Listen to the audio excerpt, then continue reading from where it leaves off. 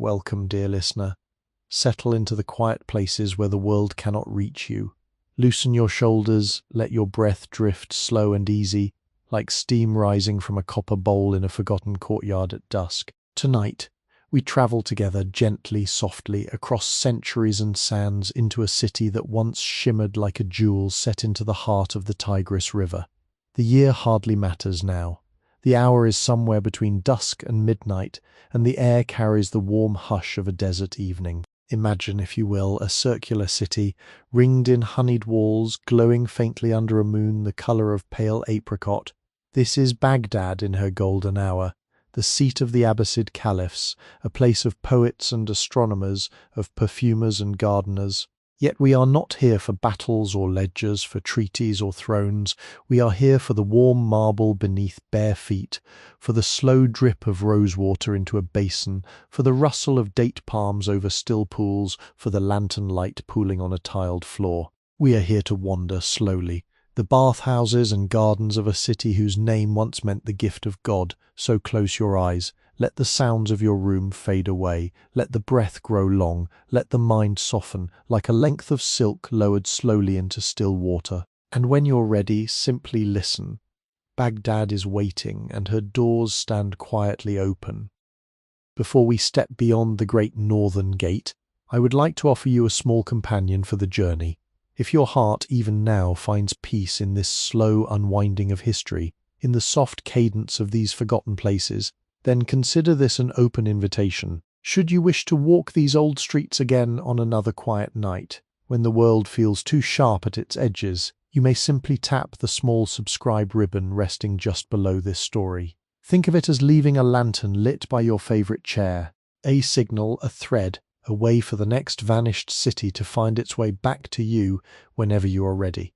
There is no urgency, no bell to ring with trembling hands, no promise to keep beyond the closing of your eyes. Simply a quiet acknowledgement, a soft yes, a gesture that helps these long, slow stories drift to others who, like you, prefer their history whispered rather than shouted. And if perhaps the gentle weight of this voice has begun to feel familiar, you might leave a single soft mark of approval, like pressing a thumbprint into warm wax beside the door. That is all. Nothing more is asked of you, only that you breathe and listen and let the city begin to unfold. The bathhouse keeper has lit the first oil lamp. The garden gates are ajar. The marble inside has been warmed for hours, awaiting only the soft lightness of your steps. The first thing one notices drawing close to Baghdad in the soft hour after the sun has slipped beyond the western dunes is not the city itself, but the warmth that seems to rise from the very earth as you approach her. The road beneath your sandals has been baked all day by a sun the colour of beaten brass, and now in the cooling twilight it gives back its heat in slow, generous waves, the way a sleeping animal exhales against the night. The dust here is fine, almost powdery, the colour of cinnamon left too long in the bowl, and it lifts in soft walls around your ankles with each unhurried step. Far ahead, perhaps a mile distant, perhaps less, the city begins to reveal herself, not all at once, but gradually, as a memory does when you are nearly asleep. First the outline, then the gleam, then the hush.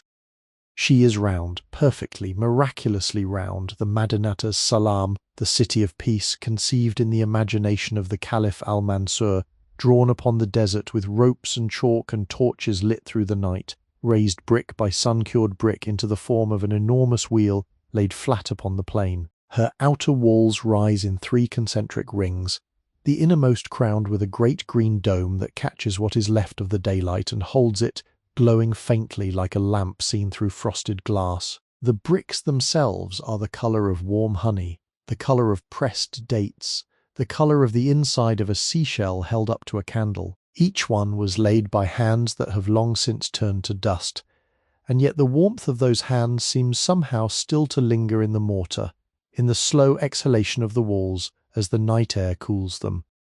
You draw closer, and now the 4 great gates emerge from the haze of evening.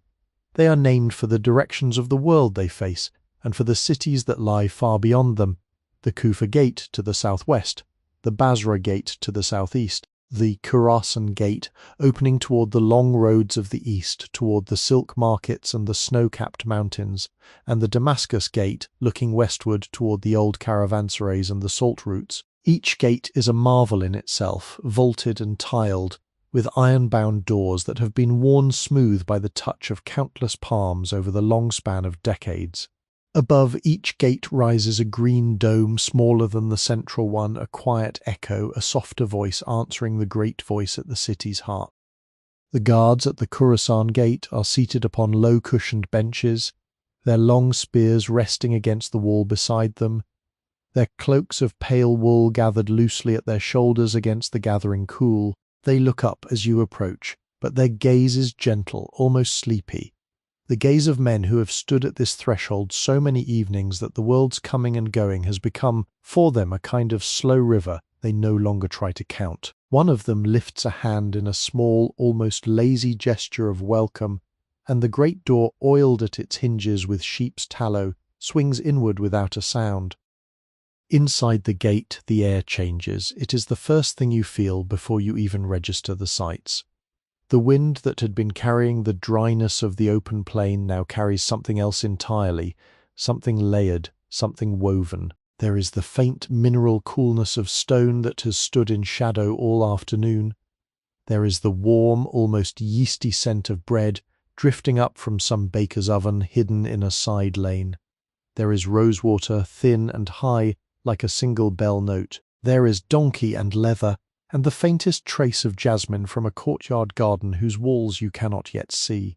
And beneath it all, threading every other scent together, there is the faint, perpetual breath of the river, the Tigris, which curves around the city like a sleeping cat, her pale silver back glinting whenever the moonlight finds an opening between the rooftops.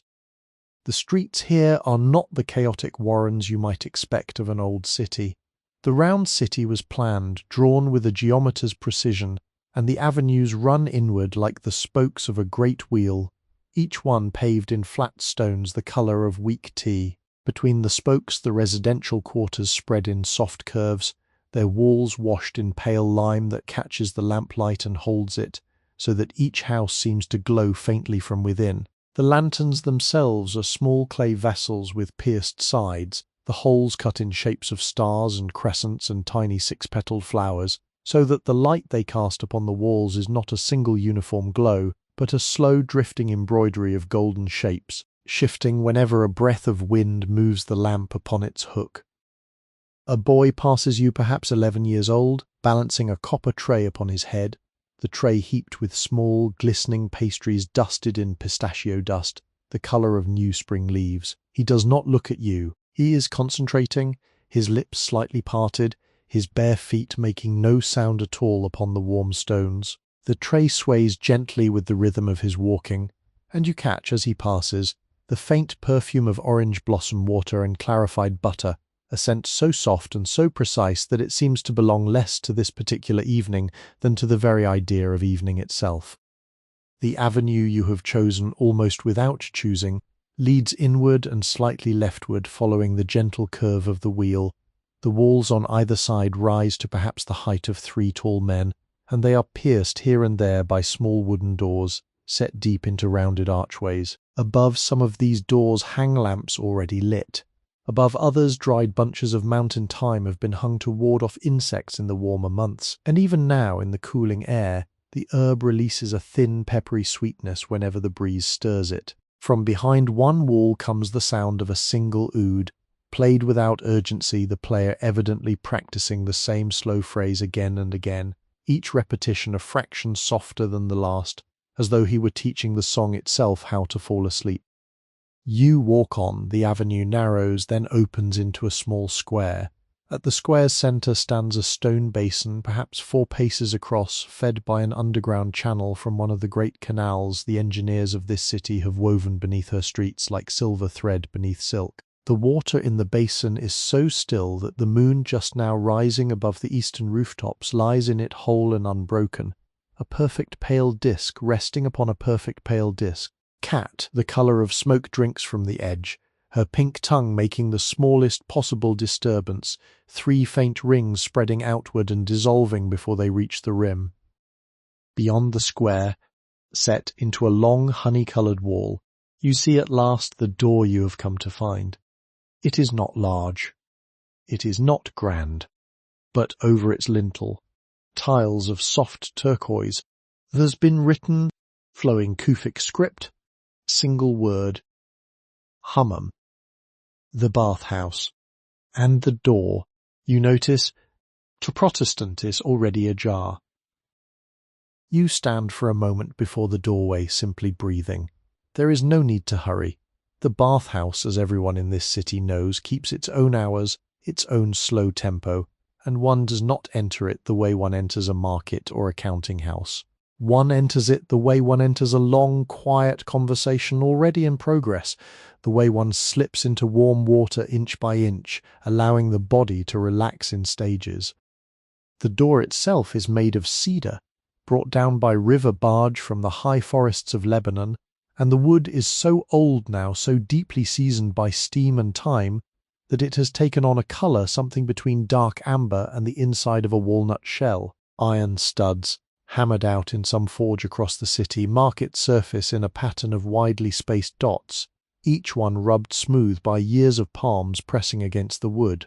The studs are warm to the touch, the wood beneath them is warmer still. You let your fingers rest there for a moment, feeling the subtle grain rise beneath your skin, the soft accumulation of decades, the memory of countless other hands that have lingered just so before crossing this threshold.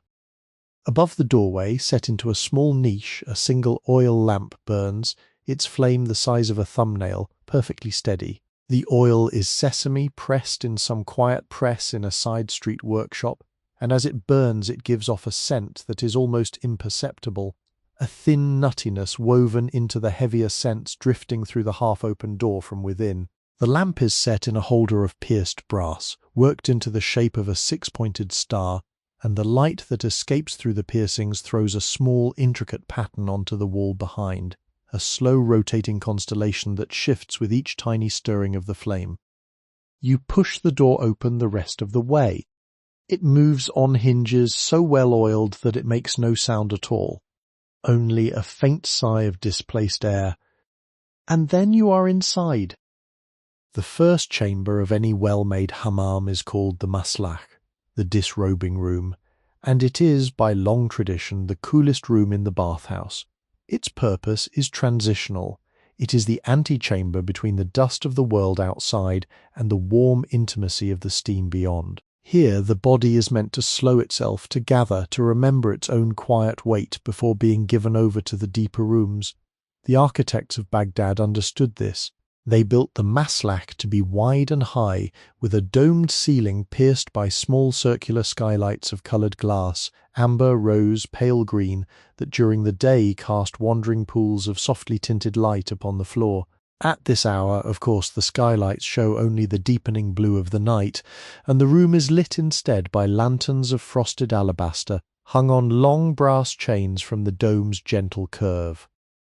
The floor is mosaic, not the bright, busy mosaic of a Roman atrium, but a softer, slower work made of small tesserae in 3 or 4 muted shades, bone white, cream, pale ochre, and an occasional faint blue, the colour of forget-me-nots. The pattern is geometric, an interlocking weave of 8-pointed stars and elongated diamonds, but the tesserae are so subtly graded in colour that the pattern seems almost to dissolve as you look at it, the way a vast carpet dissolves into mere texture when you stand close enough to bury your hand in its pile. Around the edges of the room run long benches, raised perhaps 2 hands' breadth above the floor, covered in folded cloths of dense soft linen. Above each bench, set into the wall, are wooden niches, each one labelled with a small painted symbol, a fish, a pomegranate, a crescent, an open hand, so that those who cannot read may still find their belongings again when their bath is done. The wood of the niches has been polished by use until it gleams a deep, warm brown. The cloths are scented faintly with lavender, which has been laid in folded sheets between the layers of fresh linen during the long hours of the afternoon. A woman attendant rises from a low stool near the inner door. She is perhaps 40 years of age, perhaps older, her hair bound back beneath a kerchief of unbleached cotton, her apron crisp and white. Her face is calm, unhurried, the face of a person who has spent a great many evenings in this room and has come, over the years, to enjoy the particular silence of it. She greets you with a small inclination of her head and a single word, soft as a folded cloth. Ahlan, welcome. She gestures toward one of the benches and toward the niches above it with a hand that moves so slowly it seems to be drawing a line through the air rather than pointing. You sit, the bench is warm, the folded cloths beside you smell faintly of soap, faintly of cedar, faintly of the rose petals that have been pressed between the linens to keep them sweet. Above you, on the curved underside of the dome, the lamplight throws a soft net of shifting shapes, the alabaster catching the flame and softening it, dispersing it, so that the whole room seems to be lit, not by lamps but by some gentler thing, some inner glow proper to the architecture itself. The woman returns with a small brass cup of water, cool from a clay jar that has been hanging in a shaded niche near a window. The water has been infused very lightly with a few sprigs of mint and a single thin slice of cucumber. She offers it without speaking. You drink. The water is so cold against the warmth of the room that for a moment your whole awareness narrows to the sensation of it sliding down your throat, a thin silver thread descending. Then it is gone, and you are aware once more of the dome above, the soft murmurs from the deeper chambers, the gentle hiss of steam from somewhere far inside the building, like a great patient creature breathing in its sleep. There is no clock in the maslach. The Hammam keepers of Baghdad consider it a small impoliteness to remind a guest of time. Instead, the passage of the evening is marked only by the slow turning of the lamps, the changing of the water in the basin near the inner door, the rotation of attendants every few hours as they take their meals or pray. The bather, divested of his outer garments, divested too of his rank, his trade, his name, becomes for a few hours simply a body in warm air, simply a creature of breath and skin, simply a small quiet centre around which the water and the steam and the light arrange themselves. You fold your outer cloak, you place it in a niche marked with a small painted pomegranate. You wrap yourself in a length of cotton the attendant has handed you, a cloth so thin and so finely woven that it feels less like fabric than like a soft warm wind laid against the skin. And then, with the slow, steady tread of one descending into a familiar dream, you cross the maslach and step toward the inner door, toward the soft glow of the second chamber, where the warmth is just beginning to deepen, and the steam, like a patient companion, is already rising to meet you. The inner door of the maslach is small, low and arched, set into the wall, like the doorway of a dovecote, deliberately humble. One must dip the head slightly to pass through it, and this small bow, performed unconsciously by every bather who has ever entered, is part of the Hammam's quiet wisdom. The architects who designed these chambers, drawing upon traditions older even than the Abbasid caliphs, traditions reaching back through Byzantine baths to the great Roman thermae and beyond them to the steam houses of Persia, understood that to enter warmth properly, tone must first incline oneself, however briefly, however slightly, toward the act. The chamber beyond is called the Beit al-Awwal, the first house, or sometimes simply the warm room. It is the threshold chamber, neither the cool dryness of the maslach nor the deep wet heat of the inner steam room, but a long, slow gradient between them. Here the air thickens. Here the breath begins to deepen of its own accord, drawn into the lungs more slowly, as though the lungs themselves had remembered how to listen. Here the skin, which had been cool only moments ago, begins its long unfolding, releasing the day's tightness, releasing the dust of the road, releasing even the small habitual frownings of the brow. The room is octagonal, 8 walls, 8 gentle corners, each one rising into a high vaulted dome whose underside is decorated in tilework so fine that, looking up, one can scarcely tell where one tile ends and the next begins. The colours are restrained: the deep blue of midnight, the pale blue of the noon sky, a soft green like the underside of a young grape leaf, and a creamy white that holds the others together like the silence between musical notes. The pattern is one of interlaced stars, 8-pointed and 12-pointed, woven into an endless mesh that the eye cannot quite follow but cannot quite stop following either. Bathers have been known to lie upon the warm marble of this room and simply gaze upward for an hour, 2 hours, 3, watching the steam drift across the painted stars and dissolve them slowly, only to have them reappear as the steam thins again. The floor is marble, laid in great pale slabs, the colour of cream slightly soured by age, veined with thin grey lines like the veins inside a leaf. Beneath the floor, hidden in the careful engineering of the building, runs the hypocaust, a network of low chambers and ceramic flues through which the heat from the central furnace travels. The bathhouse keepers, working through the long hours before the doors are opened, feed the furnace with bundles of dried tamarisk, with the prunings of the city's date palms, with the discarded pits of olives pressed for oil in workshops nearby. The smoke rises through hidden chimneys, but the heat remains, drifting through the flues, warming the marble from below, so that to step upon this floor is to feel a warmth that seems to come from nowhere and everywhere at once, a warmth that rises through the soles of the feet and travels slowly, slowly up the long ladder of the bones. You stand for a moment, simply absorbing this. The warmth is not aggressive. It does not press upon you the way the desert sun does. It is a patient warmth, a coaxing warmth, the warmth of a hand laid upon a shoulder by someone who has known you a long time. Above you, the dome rises perhaps 30 feet, and from its apex hangs a single chain of black iron, blackened further by years of steam, ending in a circular fitting of pierced brass, within which a ring of small oil lamps has been arranged. The lamps cast their light upward against the painted stars of the dome, so that the illumination of the room is reflected and softened indirect, the way light in a forest at dawn comes not from any one source, but from the slow brightening of the leaves themselves. There are other bathers here, but the room is large, and they are scattered around its edges in postures of perfect slowness.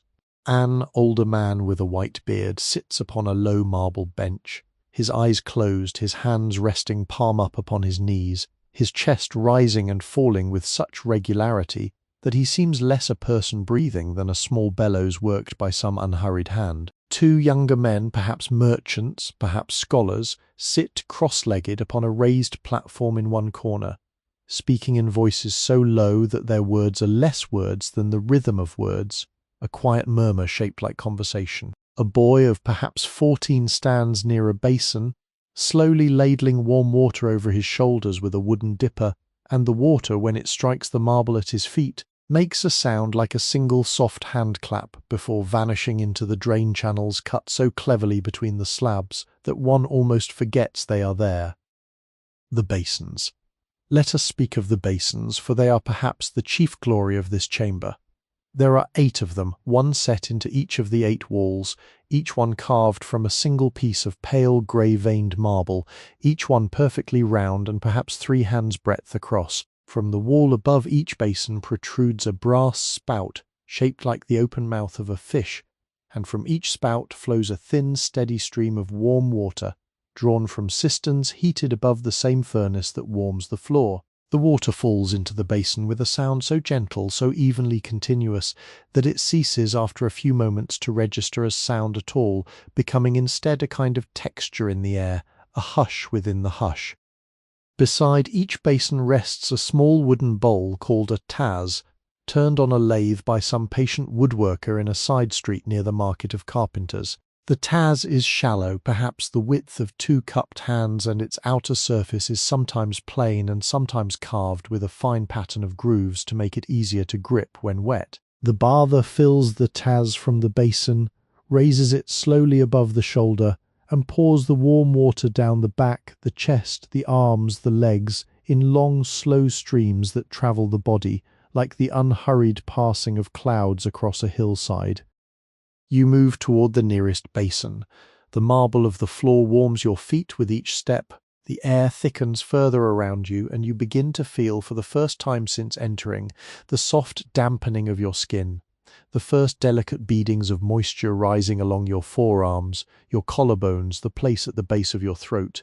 You take up the taz, you fill it. The water is the temperature of a child's hand, warm but not hot, and as you raise it and tilt it and let the water spill over your shoulder, you feel something within you, some long-held thing whose name you cannot quite remember, begin to release its grip and drift away upon the slow current of warmth. Above you, the painted stars are dissolving in the rising steam. Around you, the other bathers move at the pace of clouds. And the dome, holding its soft light high above your head, seems to breathe with you. Out, out, slow as the tide. When at last you rise from the warm room, having sat or stood or moved among its basins for as long as the body required, there comes a moment of small natural transition, a moment in which the next door seems simply to suggest itself, the way the next phrase of a familiar song will suggest itself to a singer who has paused for breath. You turn toward the deeper interior of the hammam, and you find yourself before another arched doorway slightly larger than the first, its threshold worn into a gentle hollow by the passage of centuries of soft, slow steps. Above this doorway hangs a curtain of heavy linen dyed the colour of unripe wheat, and the curtain has been drawn aside and looped against a brass hook so that the doorway stands open. Through it drifts a heavier warmth, a warmth that is no longer simply warmth, but something denser, something almost liquid, a warmth you can feel against the inside of your nostrils and along the soft underside of your tongue.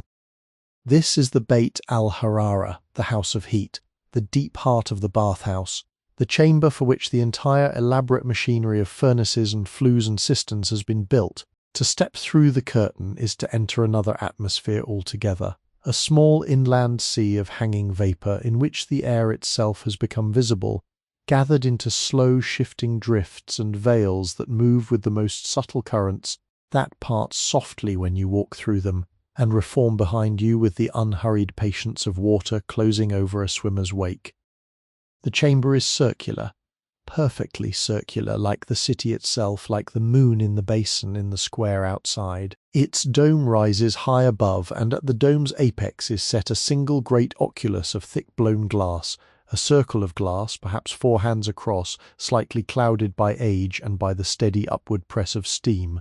Through this oculus, even at this hour, you can see the deep blue of the night sky, and sometimes, when the steam thins for a moment, the shape of a single star pinned high above the city. The dome itself is decorated more austerely than the warm room. No painted stars here, only a smooth surface of pale plaster worked into the faintest pattern of concentric ribs that radiate from the oculus like the spokes of a wheel, like the petals of a flower, like the rays of a sun as a child might draw it. The floor is marble again, but darker here, a deep grey marble veined with white, polished to such a smoothness that it reflects the lamplight like a still pond, reflects a lantern carried along its bank. At the room's centre rises the Gobek Tassi, the navel stone, the great central platform upon which bathers lie when they wish to give themselves entirely over to the heat. It is a hexagonal slab, perhaps the height of a man's knee, perhaps the width of 3 men lying side by side, carved from a single piece of marble and warmed continuously from below by the hypocaust. To touch it is to feel a heat so deep and so steady that it seems to come from within the stone itself, as though the stone were not merely heated but had been warm forever, had been warm before the bathhouse was built, had been warm from the first moment of the world. Around the edges of the chamber, set into the curving wall, are smaller basins of grey-veined marble, and above each one a brass spout in the shape of a flower, a tulip, a half-opened lily, an iris with curling leaves. The water that falls from these spouts is hotter than the water in the warm room, hotter, though not scalding, the temperature of a strong tea drunk slowly. It strikes the basin with a sound that rings very faintly against the curved walls of the dome, and the sound returns transformed, softened, gathered into the larger hush. There are perhaps 6 basins in all, spaced evenly around the room, and each one sings its own small note in this private music, 6 notes that together make a slow chord, a chord that holds itself in the air without resolution, a chord that the bather, lying upon the navel stone with eyes half closed, may listen to for a long, long time without the chord ever feeling the need to change. You walk slowly to the navel stone. You lay a folded cotton cloth upon its surface, for the marble itself is too warm to lie upon directly, and then, slowly, you settle yourself upon the cloth, on your back, your arms loose at your sides, your knees relaxed. your eyes turning upward toward the high oculus and the patient star drifting somewhere just beyond it. The heat enters you at once. It does not enter aggressively. It enters the way a kindly relative enters a room where a child is sleeping, gently, without disturbance, finding its place among the existing arrangements. You feel it first along the long muscles of your back, then along the backs of your thighs, then in the small hollow at the base of your skull where the day's tensions habitually gather, and one by one, like small lanterns being put out by a careful hand, those tensions begin to dim and to cease. The steam rises around you, slow as candle smoke, slow as the drifting of pollen on a windless afternoon. It carries with it scents that have been steeped into the very fabric of the room over decades of use. The faint herbal sweetness of the soap root used by the bath attendants, the mineral cleanness of the warm water itself, the deep nutty warmth of the sesame oil with which bathers will later be massaged. There is very faintly beneath all these the scent of the wood that was burned in the furnace below, tamarisk and date pruning and olive pit, 3 scents braided so finely together that one cannot tell where one ends and the next begins. 3 scents that together give the bathhouse its particular signature, the way each cathedral, each library, each old beloved house has its own particular signature of air. From somewhere in the room, perhaps from one of the older bathers seated on a marble bench at the wall, comes the sound of a man humming softly to himself, a phrase of melody so old that its origin has long since been forgotten, phrase in which one can hear the influence of ancient Persian modes and older Mesopotamian chants and the softer cadences of the desert itself. The melody rises and falls, 2 or 3 notes turning slowly around one another, and the steam seems to thicken and thin in time with it, as though the air itself were participating in the music. You close your eyes, the marble beneath you is warm. The cotton beneath your back is soft, the dome above you is lit and dim and lit again as the steam shifts, and somewhere very far away a brass spout pours warm water into a marble basin, pours it and pours it and pours it, and never, never stops. There comes a moment, even in the deepest heart of the steam chamber, when the body begins to send a small soft signal that it has had enough of warmth, that it would like now the cooler counterpoint, the answering breath of evening air, the green presence of leaves. The bath attendants of Baghdad, men and women trained over many years in the reading of such signals, possess an almost uncanny ability to sense this moment in their guests. Young attendant, perhaps 16, his hair still damp from his own quick midday wash, his eyes calm and kind, appears beside the navel stone with a folded length of warm cotton draped over his arm. He does not speak. He simply waits. And when you sit up slowly upon the warm marble, he steps forward and offers the cloth, and you wrap yourself in it, and he leads you, with the slow gravity of a young priest leading a pilgrim, toward a smaller doorway set into the curving wall, a doorway you had not noticed before. This second doorway leads not deeper into the bathhouse, but outward, by a narrow vaulted passage, into the small enclosed garden that every well-built hammam in Baghdad maintains as the natural completion of its work. The bath without the garden, the older bath-keepers will tell you, is like a poem without its final couplet, like a bow drawn but never released, like a spice ground but never added to the dish. The garden is where the warmth and the cool meet and reconcile themselves, where the body, having given itself entirely over to water, is given back to air. The passage is short, perhaps 12 paces, no more. Its walls are of pale plaster, slightly damp to the touch, scented with the very faintest mineral cleanness of stone in still air. At its end is another arched doorway, and through this doorway you step, on bare feet that have grown so accustomed to the warm marble of the inner rooms that the new texture beneath them comes almost as a small surprise. The surprise of fingertips touching velvet after a long time touching only silk. The garden floor is paved in tiles of pale terracotta, sun-warmed during the day and now releasing that warmth slowly back into the cooling air, but laid among these tiles, in long meandering strips, are mosaics of cooler stone, pale travertine, soft serpentine, tribunes of darker marble, designed in the shape of streams running through the courtyard from a central basin. The illusion is so well executed that for a moment looking down you might believe you're walking across actual water, and the small shock of finding only stone beneath your feet only patient, unmoving stone gives way at once to a deeper pleasure. The pleasure of an art that has known exactly what it was doing. The garden is not large, perhaps 30 paces from end to end, perhaps 20 across, but within these modest dimensions the gardeners of the Hammam have arranged a small paradise, the word paradise itself coming, as the scholars of this city know well, from the old Persian paradiesa, meaning simply an enclosed garden, walled green place set apart from the dryness of the outer world. And here, within these walls of pale honey brick, the gardeners have planted in the fourfold pattern that is the inheritance of every Persian and Arab garden of this age, 4 quarters divided by 4 channels of running water, the channels meeting at a central basin in which a single fountain rises and falls with the most modest of murmurs, 2 hands' breadth at most, never higher. In the 4 quarters grow the trees and shrubs that the bath garden has come to require. In the quarter nearest the bathhouse door, a pomegranate tree, perhaps 50 years old, its branches gnarled and twisted into shapes like the hands of an old patient woman, its fruit at this season just beginning to redden, hanging like small lanterns among the dark green leaves. In the next quarter, an orange tree, its leaves smaller and glossier, its white blossoms gone now, but their scent still lingering somehow in the air, deep and soft and sweet as a remembered lullaby. In the 3rd quarter, a fig, its great soft leaves overlapping into a low canopy, its grey bark smooth as the skin of a young animal. And in the 4th quarter, a single old jasmine, twined around a wooden trellis, its small white flowers open now in the cool of evening, releasing slowly the perfume that has made this flower the chosen companion of every Arab garden for 1,000 years. Among these 4 trees, beneath them, around them, the lower plantings press close.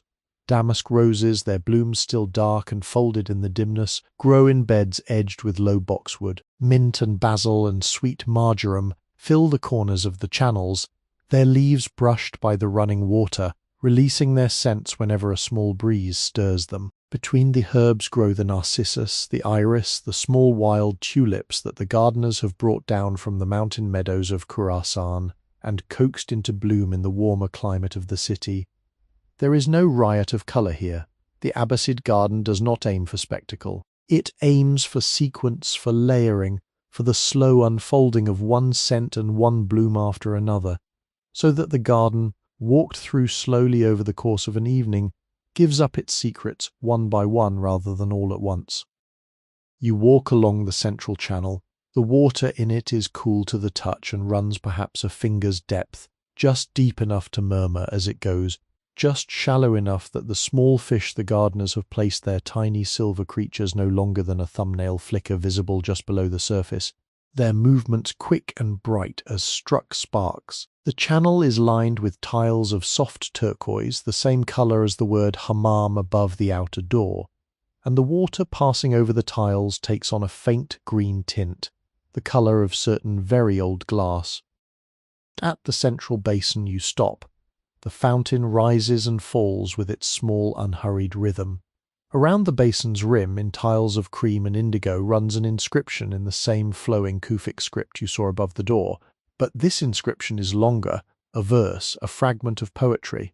You cannot read all of it from where you stand, but you can read the first line, which says in a script that seems almost to flow into itself like water flowing into water, "The garden is the place where the soul remembers what the body has forgotten." You stand for a long moment, simply looking at the words, simply listening to the fountain, simply feeling the air move around your shoulders, cooler than the air of the bathhouse, scented with jasmine and orange leaf and the faint mineral coolness of the channels. Nightingale, hidden somewhere in the canopy of the fig, begins to sing. Her song is the song that nightingales have been singing in the gardens of this region for longer than any city has stood here, longer than any caliph has reigned, longer than any bathhouse has warmed its stones. The song is not loud, the song is not insistent, it is simply, patiently, perfectly there, a small thread of melody woven into the larger fabric of the evening, and you stand and listen and breathe, and the bathhouse behind you exhales its last soft cloud of steam into the cooling air. To understand what you have been moving through, this delicate machinery of warmth and water and scent, You must understand also the people who have made it possible, the long, quiet community of keepers and attendants and stokers and water-bearers whose patient labour, repeated day after day across years and decades, sustains the hammam the way a small fire is sustained by the unhurried attentions of the one who tends it. They are not, most of them, people whose names appear in the great chronicles of the Abbasid era, the historians of Baghdad, busy with their caliphs and their generals, their philosophers and their astronomers, did not pause often to record the lives of those who scrubbed the marble or stoked the furnaces or laid the lavender between the folds of clean linen. And yet, in a sense that is no less true for being unwritten, the bathhouse is theirs, its memory is held in their hands, and the slow grace of any well-kept hammam is the long accumulated grace of their attention. The day at the bathhouse begins long before any bather arrives. It begins, in fact, in the deep dark hour before dawn, when the muezzin has not yet called the first prayer, and the city outside still lies in that pale grey hush that belongs to no hour properly, neither night nor morning. In this hour the master stoker, a man called the wakad, rises from a small room set into the back wall of the bathhouse near the furnace, where he has slept upon a thin mattress of horsehair on a wooden frame. He has slept lightly, as the wakad always sleeps, for the furnace must never be allowed to die, and his sleep is the sleep of a shepherd watching over a flock, half aware always of the fire's slow respiration through the wall.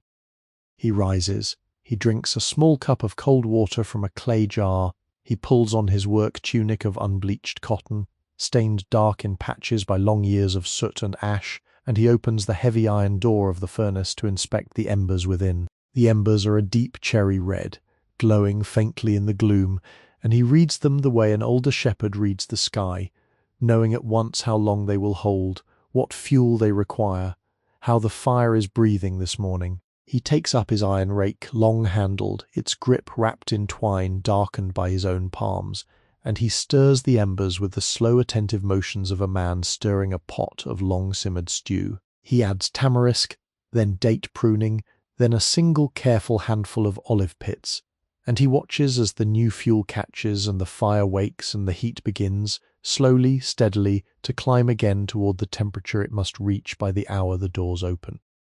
While the wakad tends the fire, the water-bearers, 2 men and sometimes a third, are already at work in the cistern room. They have descended a short flight of stone steps into a chamber half below ground, where the great copper cisterns hang on iron chains above their own private fires, smaller fires, fed differently, tended for water rather than for floor heat.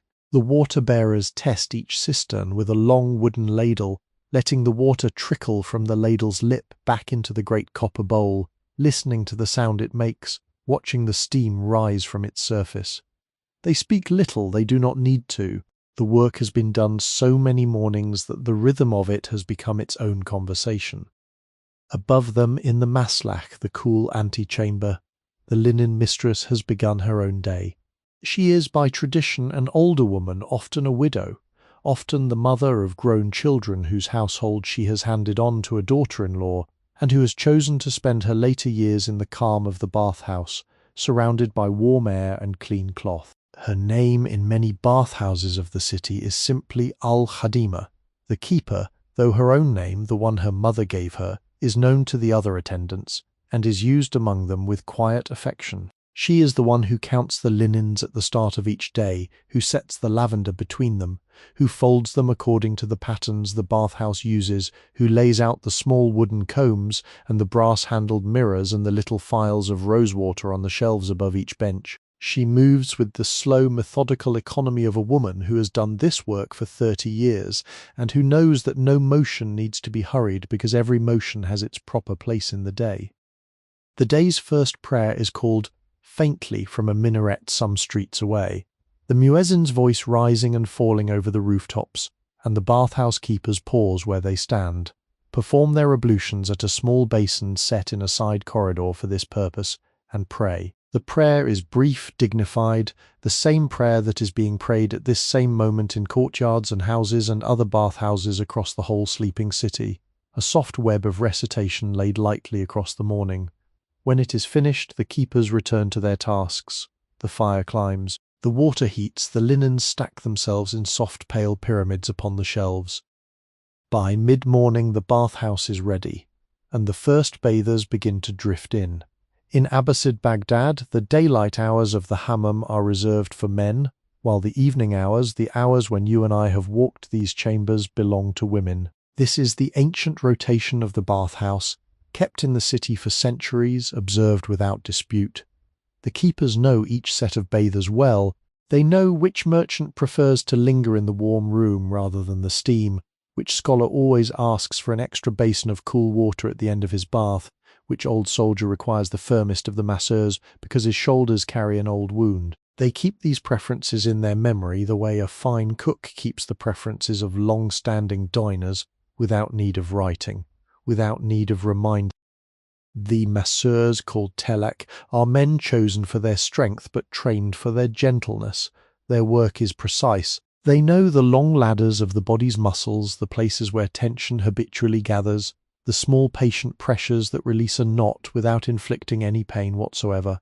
They work with the long bone of the forearm as often as with the hand, sliding it slowly along the bather's back with a pressure that is firm but never harsh. They use the dark soap root and the kisei, the rough mitt of woven goat's hair, to scrub away the dust and dead skin of the day, and they do it so methodically, so thoroughly, that the bather rising from beneath their hands feels not only clean but somehow newer, a body returned to itself, a body remembered. Their voices, when they speak at all, are low and quiet, and they almost never speak first.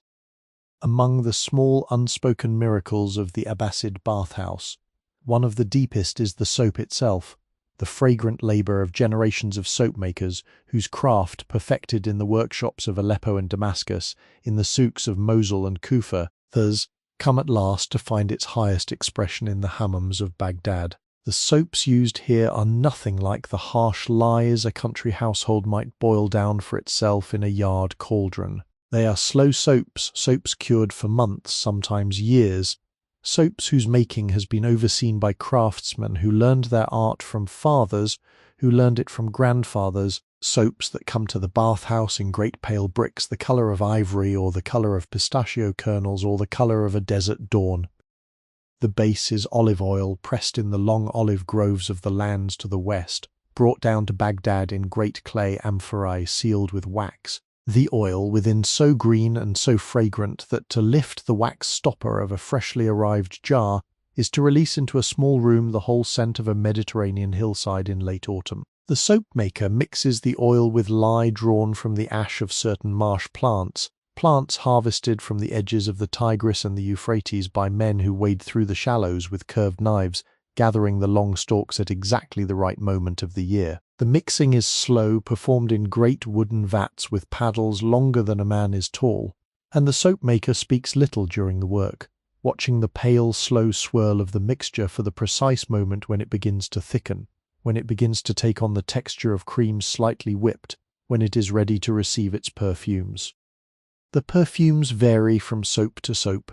Some are scented with the laurel oil that gives the celebrated soaps of Aleppo their distinctive deep green and their faintly medicinal sweetness.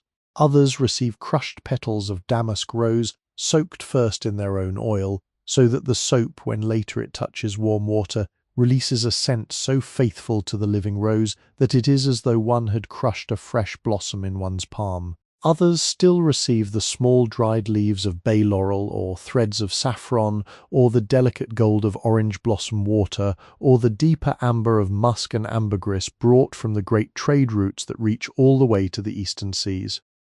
When the soap is poured, it is poured into long, shallow wooden frames lined with linen, and there it rests for many days while it slowly hardens. The soap maker comes each morning to test it with the press of his thumb, and when at last the surface yields only the faintest impression beneath his pressure, he cuts the soap into bricks with a long taut wire, and the bricks are then carried to the curing rooms where they are stacked carefully, each brick separated from the next by small wooden slats, and there they wait in the cool dryness of those long-shadowed rooms for the months that will deepen them, that will draw their colours closer to themselves, that will give the soap its final character. Good Aleppo soap, the masters say, Must cure for 9 months at the very least, a great one for 2 years or more.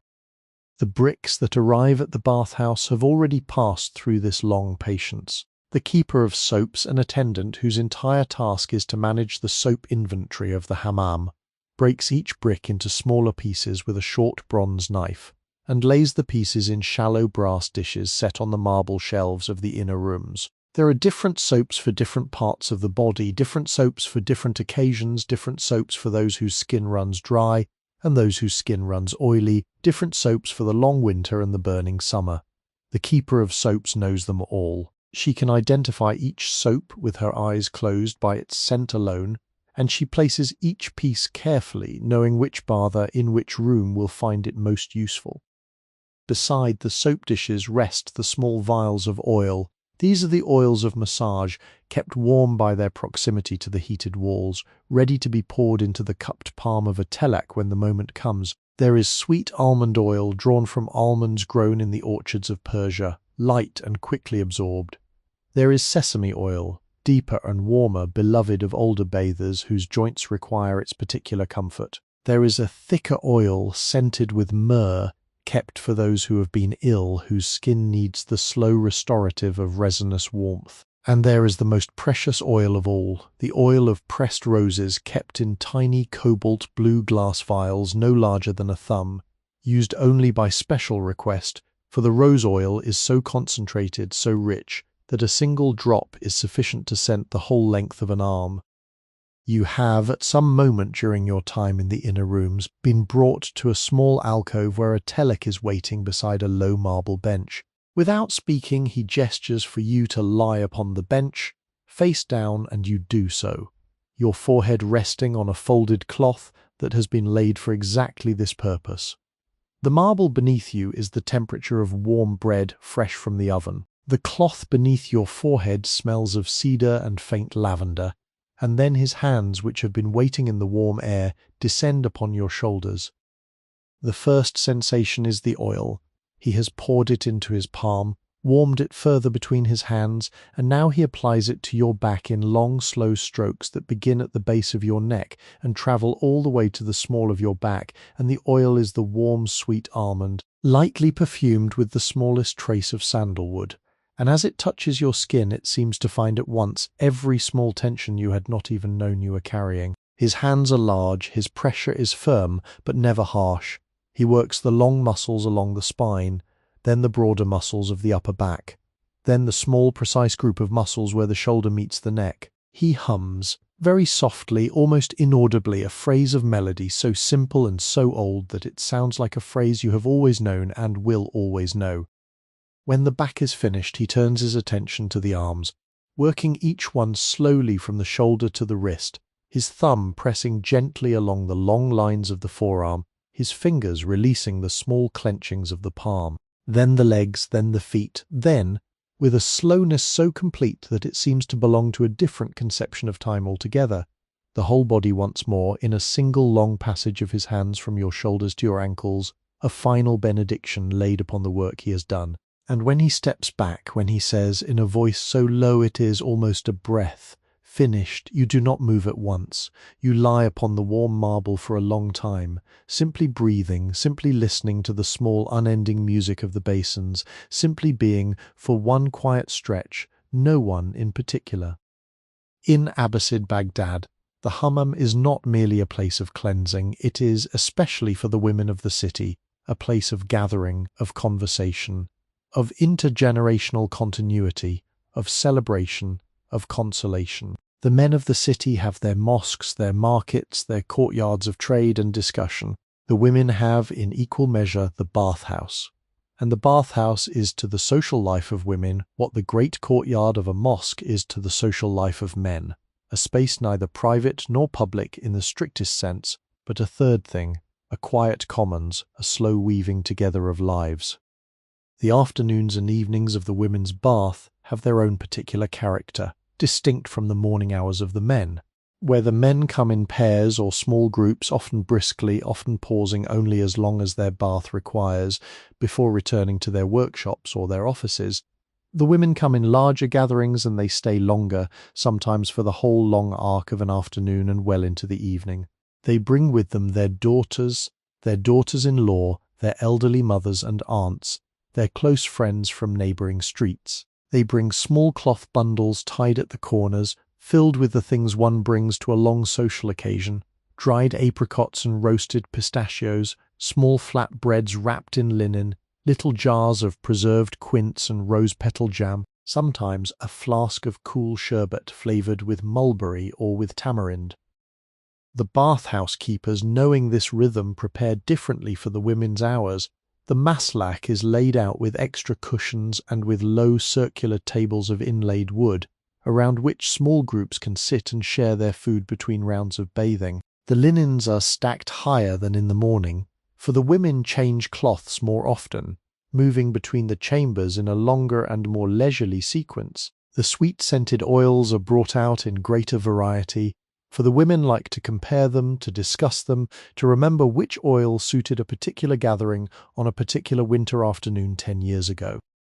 The conversation in the women's bath has its own established traditions, its own unspoken courtesies. There are subjects that are considered proper to the bathhouse and subjects that are not. One does not, by long custom, speak of grave illness in the inner steam room, for the heat of that chamber is meant to relax and not to alarm.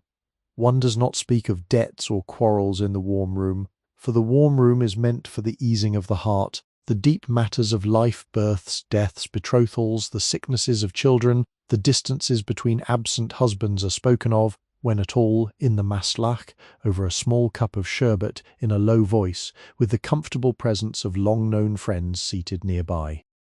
In the warmer chambers, the conversation is lighter. There, the women speak of small daily things: the price of saffron in the market this week, the new poet whose verses are being passed from hand to hand on slips of folded paper, the merchant from Bukhara whose silks have just arrived at the great caravanserai near the Khorasan gate, the recipe a great aunt had perfected for the small honey cakes one eats at the end of a fast. They speak also with great patience and pleasure of the matchmaking that is one of the particular labours of the bathhouse.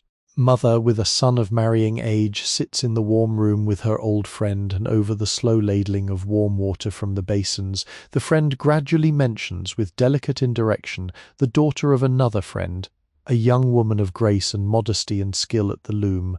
Then the conversation turns slowly around the subject, never landing, never insisting, until both women have understood one another perfectly, and a meeting has been in effect arranged.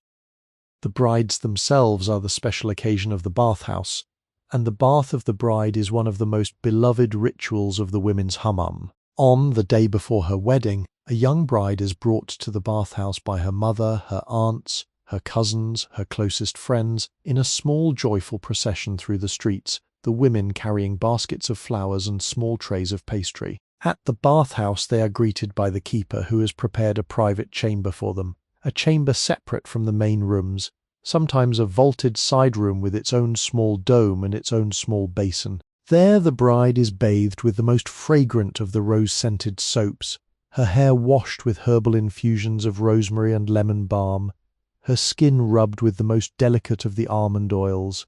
The women sing softly as they work, old songs handed down through long lines of mothers and grandmothers, songs that praise the bride's beauty in language so traditional that the bride herself, hearing them, knows that her own great-grandmother once heard the same songs sung at her own bridal bath. When the bath is finished, the bride is dressed in fresh linens, her hair combed and lightly perfumed with orange flower water, and the women gather around her in the maslak for the small private feast that closes the ritual.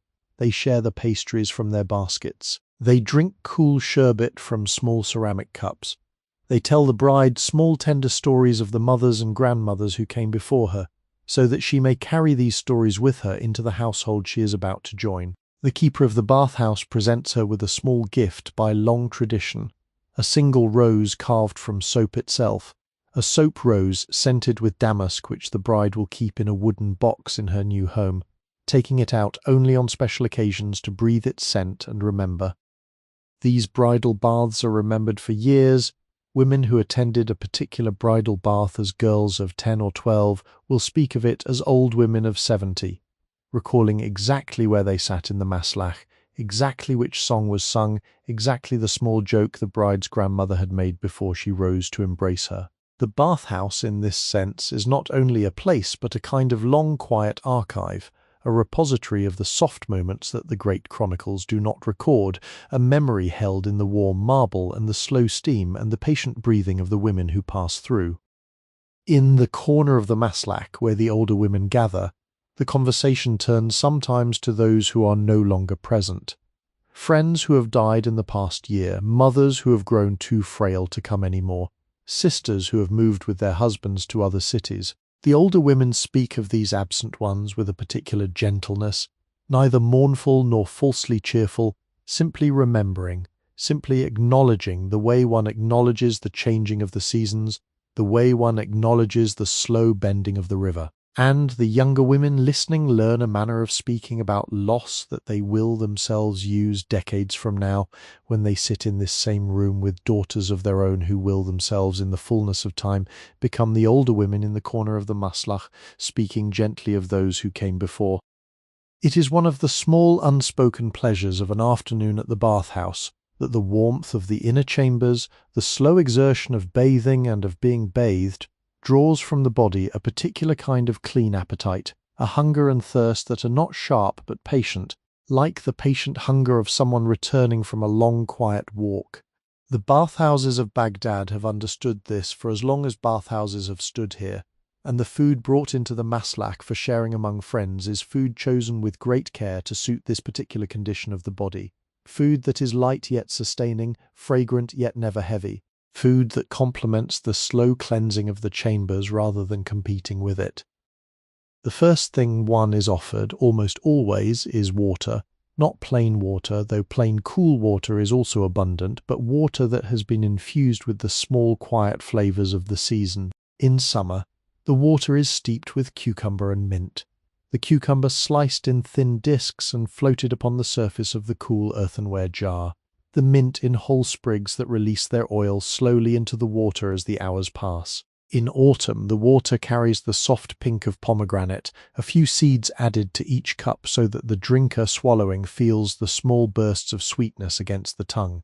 In winter, the water is gently warmed and given a single thin curl of orange peel, dried and stored for this purpose since the previous spring. In spring, the water is scented with rose petals, fresh or dried depending on the week, and the scent rises faintly from the cup as one drinks, weaving itself into the air of the maslach and joining the other scents already present there.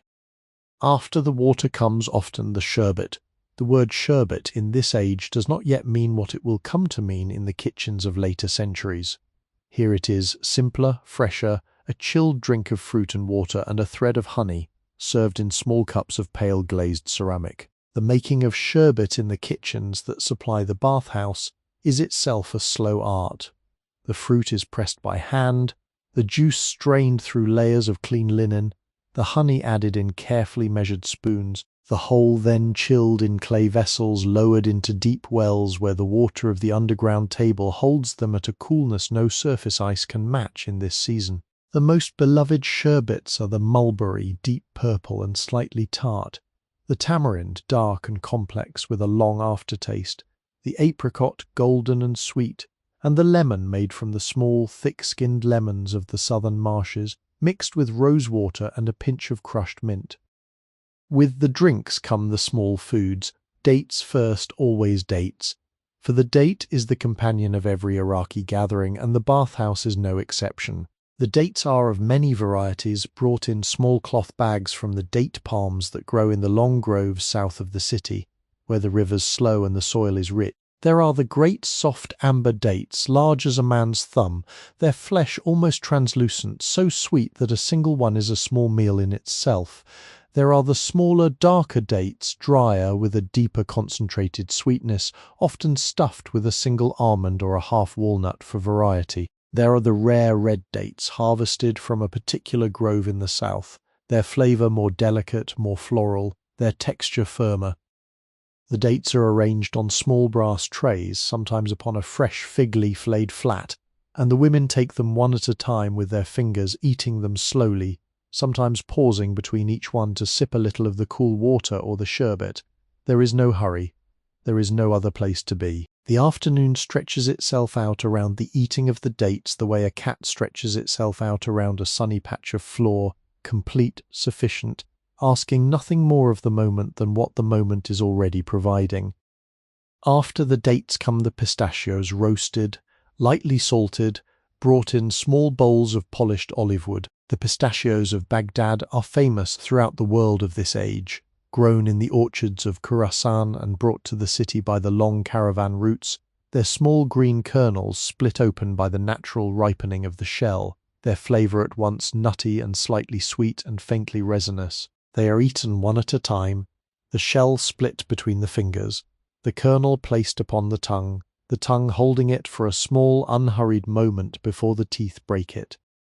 Then the small flatbreads called hubs, warm from a nearby baker's oven, brought in fresh wrappings of clean linen so that the heat is preserved during the short journey from the oven to the bathhouse. The bread is eaten, torn into small pieces with the right hand, and into the pieces are dipped little spoons of soft white cheese, of honey from the Highland hives, of a thick fruit paste called dibs made from boiled down dates, sweet and dark and slightly smoky. There is also often a small dish of olives, the green olives of the western groves, cured in salt and bitter herbs, their flavour sharp and bright against the soft sweetness of the fruit paste. For those who wish for something more substantial, there are the small savoury pastries called sambusak, triangular pockets of thin dough filled with spiced lentils, with minced mutton and pine nuts, with cheese and chopped herbs. They are brought in shallow brass trays from the bathhouse kitchens, where the women cooks have been preparing them since early morning, and they are eaten warm, the dough flaking softly between the fingers, the filling fragrant with cumin and coriander and a little black pepper. Toward the end of the afternoon, when the longer business of bathing has been mostly completed and the women are gathered in the maslak in the slow lingering hour before they begin to dress and depart, the small honey cakes are brought out. These cakes, called katayef or sometimes zalabia depending on their precise shape, are thin discs of fried dough, golden and crisp, soaked briefly in a syrup of honey and rosewater, then sprinkled with crushed pistachio. They are eaten in small bites, the syrup running slightly down the fingers, requiring a clean cloth between bites, a practice that itself becomes part of the slow ritual of the eating. Finally, when the day is truly closing, the small cups of cardamom-scented coffee or the slightly bitter green tea are poured. Coffee is still relatively new in this age, brought from the lands of Yemen, and not all bathhouses have yet adopted it. The older establishments still serve the green tea their grandmothers served. Either way, the drink is dark, the cup is small, the sips are slow, and the conversation turns at last toward the small practical questions of departure. Who is walking home with whom? Who has sent for which servant who will return next week? Who has promised to bring the new recipe for the apricot sherbet? Beyond the food and the conversation, beyond the steady cleansing rituals of the inner chambers, there exists in the women's bathhouse, and indeed in the whole evening culture of Abbasid Baghdad, a quieter tier of arts, performed in low voices, drifting through the maslach and out into the garden, woven so finely into the fabric of the long afternoon and evening that the bather sometimes does not notice them as separate things at all. They simply belong to the air of the place, the way the scent of jasmine belongs to the air of the garden and the sound of the fountain belongs to the air of the courtyard.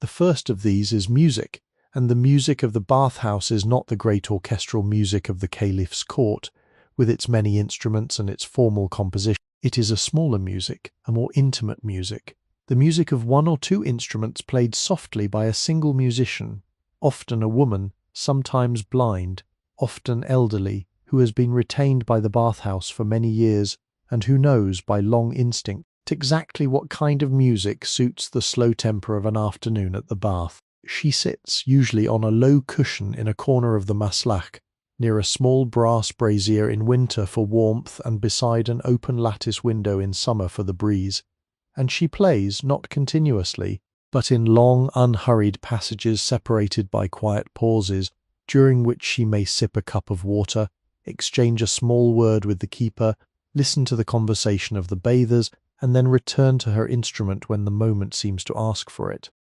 The instrument most often heard is the oud, the short-necked wooden lute that is the great melodic voice of this whole region. Its body shaped like half a pear, its strings of doubled gut, its sound deep and resonant and somehow always slightly melancholy even in its happier passages. The oud is held diagonally across the lap, its long curved peg box rising over the player's left shoulder, and the player works the strings with a thin plectrum of hardened tortoise shell called a risha, feather-shaped, which she sometimes pauses to tuck behind her ear when she has finished a phrase and wishes to rest her hand. The melodies she plays are old, drawn from the great oral repertoire of the region. Melodies that may have begun in the courts of the old Persian kings or in the deep deserts of Arabia, melodies that have travelled through so many hands and so many cities that no one now remembers their original composers. Sometimes, instead of the oud, the player has brought her kanun, the trapezoidal zither with its many strings stretched flat across a wooden box. The kanun has a different voice altogether, brighter, more crystalline, like falling water given the precision of melody, and when she plays it she sits with the instrument flat upon her knees, her fingers fitted with small thimble rings of horn that strike the strings with a delicacy almost impossible for the unaided fingertips. The kanun's sound carries further than the oud's, drifting through the doorways of the inner chambers, finding its way into the warm room and even faintly into the steam room, so that the bathers in those deeper chambers lying half asleep upon the warm marble hear a thread of distant music woven into the sound of the basins and the fountains, and accept it without surprise, as one accepts the song of a bird heard from the window of a room one is just beginning to wake within. Beside the music, when the afternoon has settled into its longest hour, there are sometimes the storytellers. The professional storyteller of this age, called the Hakawati, is a figure of some renown in Baghdad, travelling among the coffee houses and the gathering places of the city with his repertoire of tales drawn from the great inheritance of Arab and Persian and Indian narrative. The bathhouses occasionally retain a Hakawati for an afternoon, paying her a small sum to come and tell stories to the gathered women in the maslach, and her arrival is always anticipated with a particular pleasure, for the stories she tells are the stories the women love best, the stories of clever girls outwitting unjust judges, of merchants who lose their fortunes and find them again, of princesses imprisoned in towers who befriend the doves and learn from them the languages of the air.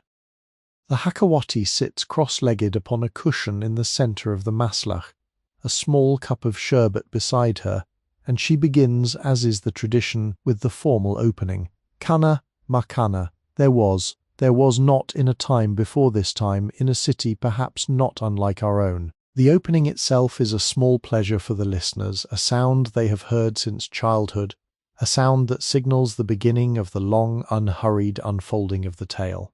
She tells her stories slowly, with many small detours, with descriptions that linger over the smallest details of a courtyard, the smallest gestures of a character's hands, the smallest changes of the weather in a distant mountain pass.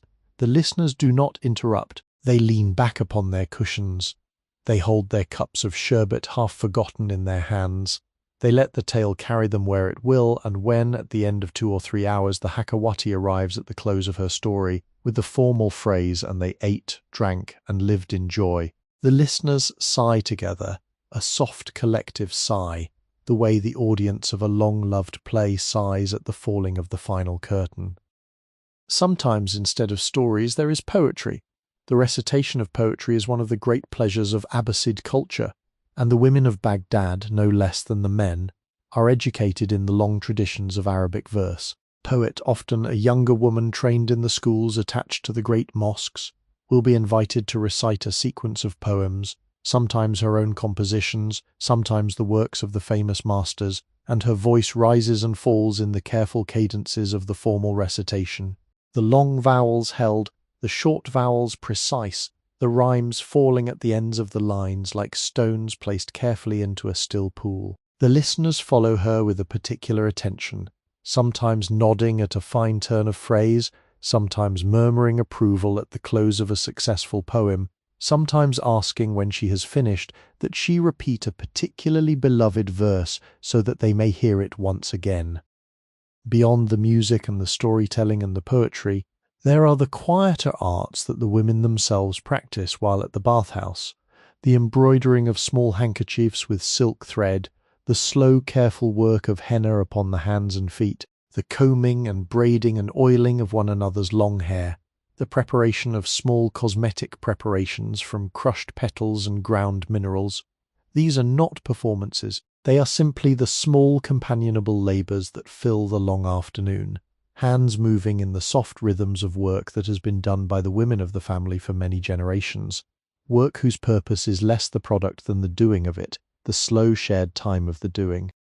When at last the long afternoon at the bathhouse begins to close, when the keeper has begun to light the larger lanterns of the maslach, and the music has fallen into its final phrases, and the storyteller has packed her small bag of belongings, the women rise slowly from their cushions, embrace their friends, gather their bundles, and step refreshed and softened by the long ritual back into the city outside.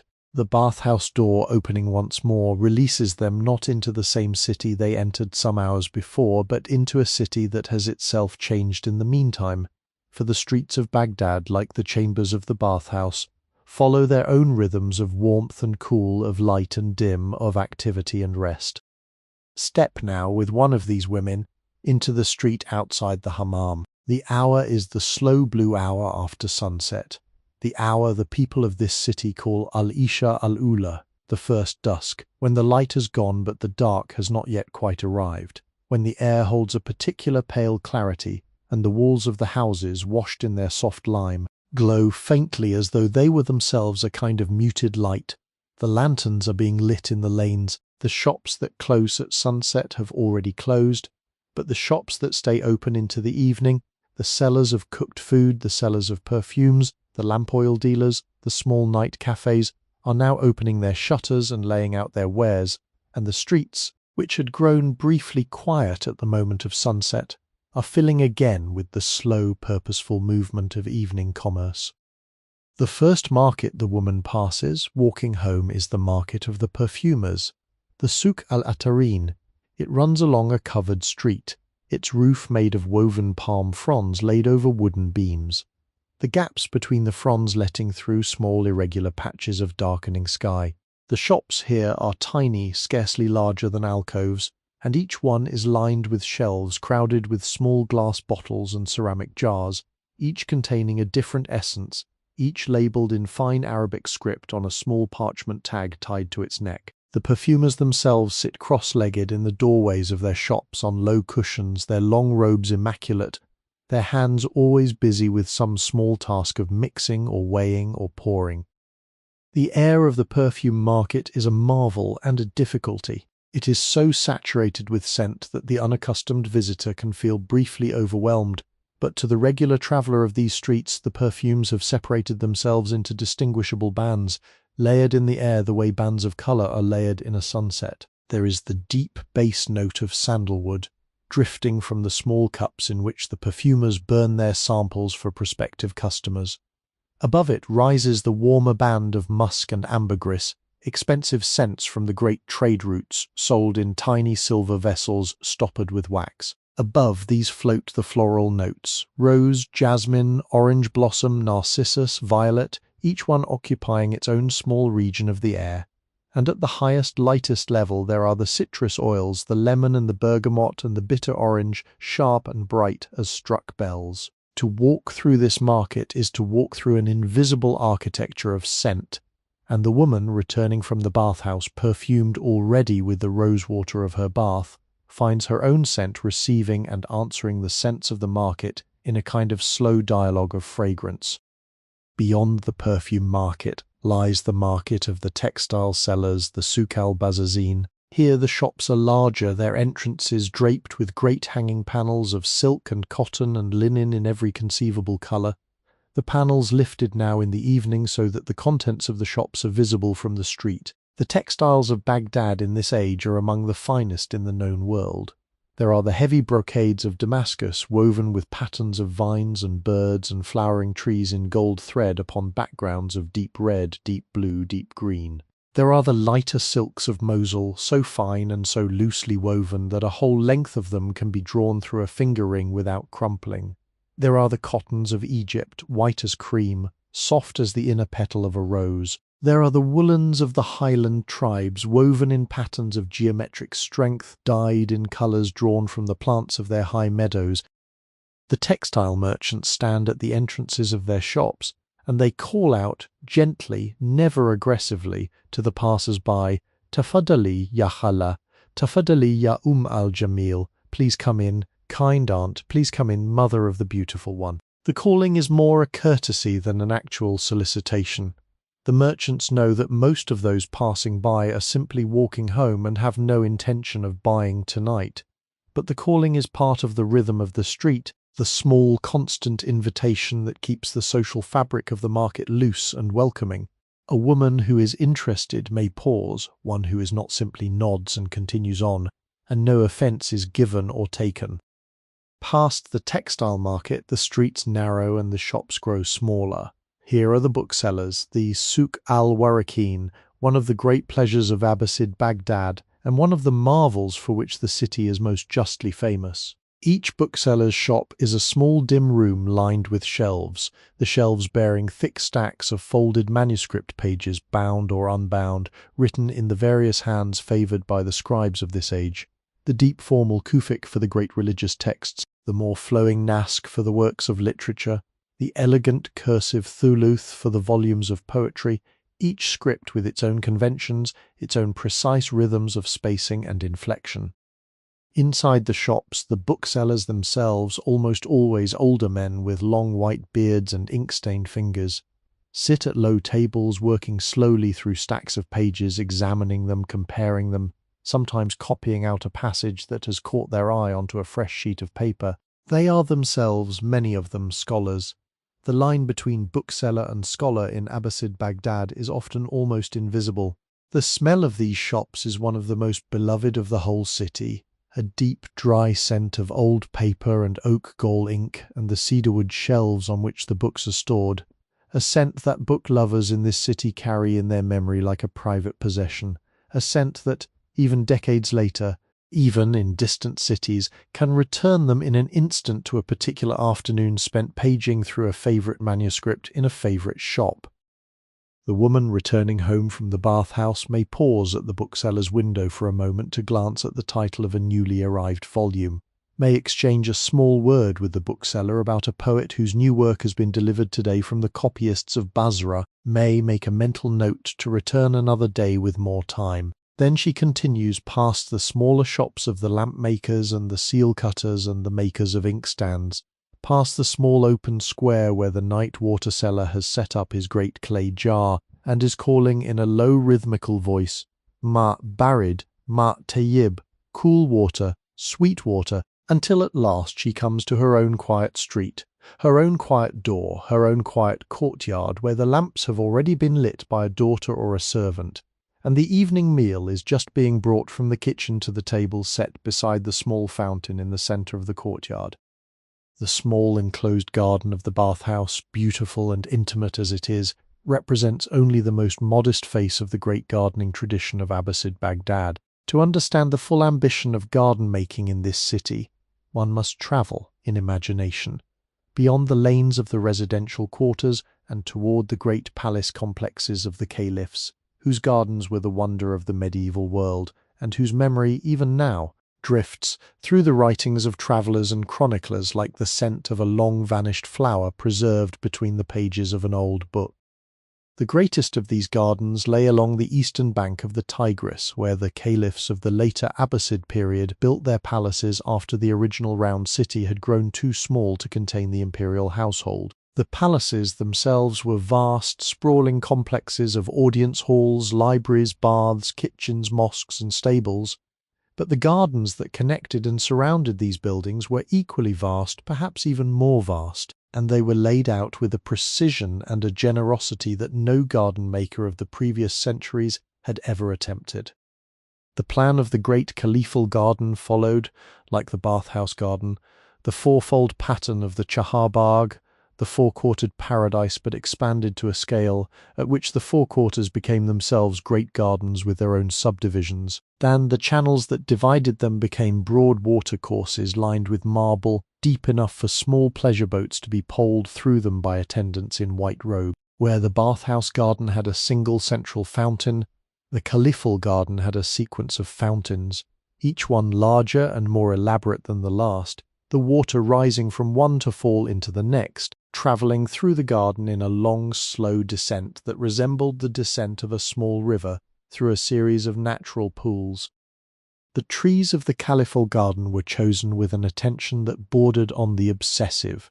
The palace gardeners, men of great learning, kept long records of which species flourished in the climate of Baghdad, which required the most water, which gave the deepest shade, which produced the most fragrant blossoms in spring, or the most decorative fruit in autumn. They drew upon the entire inheritance of the lands the Abbasid Caliphate had touched, the cypresses and plane trees of Persia, the cedars of Lebanon, the date palms of southern Iraq, the citrus trees of the Levant, the pomegranates of Andalusia, the apricots and peaches of Khorasan, the great spreading sycamores of Egypt. Each tree was planted in the place that suited it best, and each was tended with a care that astonishes modern reflection. There were in the caliphal gardens certain particular features that the chroniclers of this age described with admiration bordering on awe. The most famous was the great tree of silver, a mechanical tree said to stand in one of the principal courtyards of the caliph's palace, its branches and leaves wrought entirely in silver, its fruits modelled in silver and gold and precious stones, with mechanical birds of silver perched upon its branches that, by the working of an ingenious hidden mechanism, could be made to sing in concert with the rising of certain fountains in the courtyard around them. This tree was the work of generations of palace artisans, and it was one of the marvels shown to ambassadors arriving from foreign courts. The Byzantine envoy who saw it at the beginning of the 10th century left a description so detailed that scholars have been able centuries later to imagine the tree with considerable precision, even though no fragment of it has survived to the present day.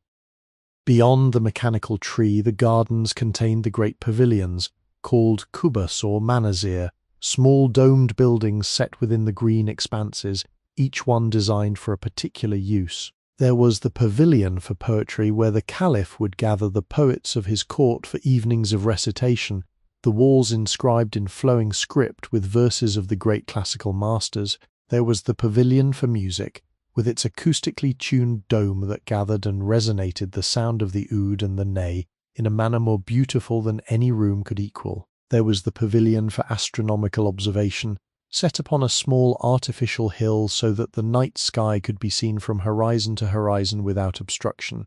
There was the pavilion for solitude, smallest of all, set deep within a grove of cypresses, and reached only by a winding path, where a member of the household could withdraw for hours of private reading or meditation.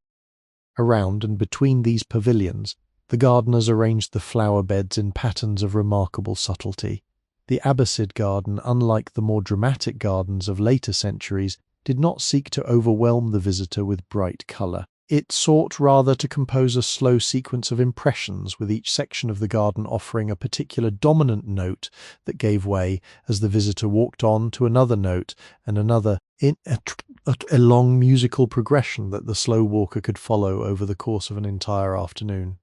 One section might be devoted to the white flowers, the jasmine, the white narcissus, the white iris, the white tulip, the white rose, set against a background of dark cypress, so that the pale blooms glowed with a particular luminance against the deep green. Another section might present the yellow flowers, the yellow rose, the yellow tulip, the daffodil, the saffron crocus, the marigold, arranged in beds whose patterns subtly suggested the flowing of golden water. Another section, the blue flowers, the iris, the blue cornflower, the blue lupine, the borage, set against the silver foliage of olive and willow. The flowers were chosen also for their seasons, so that the garden flowered continuously from the earliest crocus of late winter to the latest rose of mid-autumn, with each week bringing some new section of the garden into its peak bloom, while another section quieted into its post-bloom rest. The head gardener kept a long calendar in which he marked the expected bloom dates of every species in the garden. and he planned the visitor's experience around these dates with the foresight of a great composer planning a symphony, making sure that no week of the year was without its particular floral event, its particular reason to walk a particular path. The fountains and watercourses played their own essential role in this composition. Water in the Abbasid garden was not simply a practical necessity for keeping the plants alive, it was a sensory and aesthetic element of the highest importance. The gardeners knew that the sound of running water cools the imagination as much as the actual water cools the body, that the sight of water moving among stones lulls the mind into a state of receptive ease, that water reflecting the sky doubles the sky's beauty and makes the garden feel larger than its actual dimensions.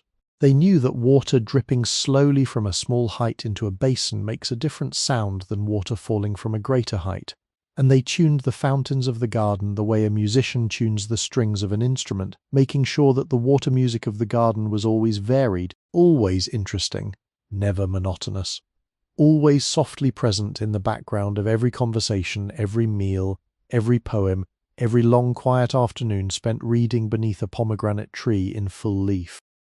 This was the great public face of the Abbasid garden tradition, the face seen by ambassadors and courtiers and the upper ranks of the caliphal household. But its principles, as you have already seen in the small garden of the bathhouse, were not confined to the great. They reached down, transformed and reduced into the gardens of merchants and scholars and ordinary householders, so that the whole city was, in effect, a single great garden distributed in many small parcels among the courtyards of its inhabitants. Now let us pause, for the journey we have taken thus far has covered many rooms and many seasons and many lives, and the mind, like the body in the warm room, sometimes requires a moment of stillness to gather what it has gathered, to settle, allow the slow sediment of impressions to find its place at the bottom of the vessel of memory. Let us sit in imagination upon a low marble bench at the edge of the garden, our backs against a sun-warmed wall, our eyes half closed, and let us think slowly and gently about what these places, the bathhouses and the gardens of Abbasid Baghdad, have to teach us across the long span of years that separates us from them. The first thing the stones themselves seem to whisper when one sits long enough beside them is that time is not what we usually take it to be. We tend to think of time as something flowing past us, swift and careless, a river we cannot step into twice. But the stones of an old bathhouse have a different relationship to time. They have been warmed every morning, cooled every night, brushed by countless hands, walked upon by countless feet, for so many centuries that time for them has become not a river but a kind of slow accumulating patina, a layering upon their surface that has changed them gradually, subtly, in ways that no single year would suggest. To touch the marble of an old hammam is to touch this accumulation, to feel beneath one's fingertips not the moment of one's own touch, but the deep deposit of every previous touch, all of them somehow held together in the silent record of the stone. The same is true, in a softer form, of the trees of an old garden. The pomegranate that has stood in a courtyard for 100 years, gnarled and twisted, its bark furrowed deep, its fruit still ripening every autumn, holds in its slow growth the memory of every year of weather it has experienced, every year of human life that has passed beneath its branches. It does not remember the way a person remembers, with names and faces. It remembers in a quieter way, the way the long muscle of a body remembers a movement performed many thousands of times, the way the throat of a singer remembers a song sung from childhood. The tree does not need to know whose hands picked its first crop, whose children climbed its lower branches, whose lovers met beneath its canopy in the dusk of which long-vanished summer. The tree simply continues drawing water from the earth, putting out new leaves each spring, dropping its fruits each autumn, the long, slow cycle of its life carrying within it the long, slow cycle of the lives that have surrounded it. It is one of the gentler reflections of an evening at the bathhouse, of an afternoon in an old garden, that we ourselves are part of this accumulation. The hands we lay upon the warm marble add their faint warmth to the long history of warmth the marble has received. The footsteps we take along the garden path press their faint impression into the soft earth that has received the impression of so many other footsteps before us.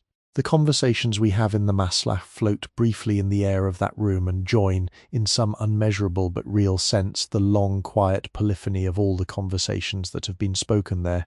We do not vanish entirely. We are folded gently into the fabric of the place, and the place carries us forward anonymously, lovingly in the warmth of its stones and the slow growth of its trees.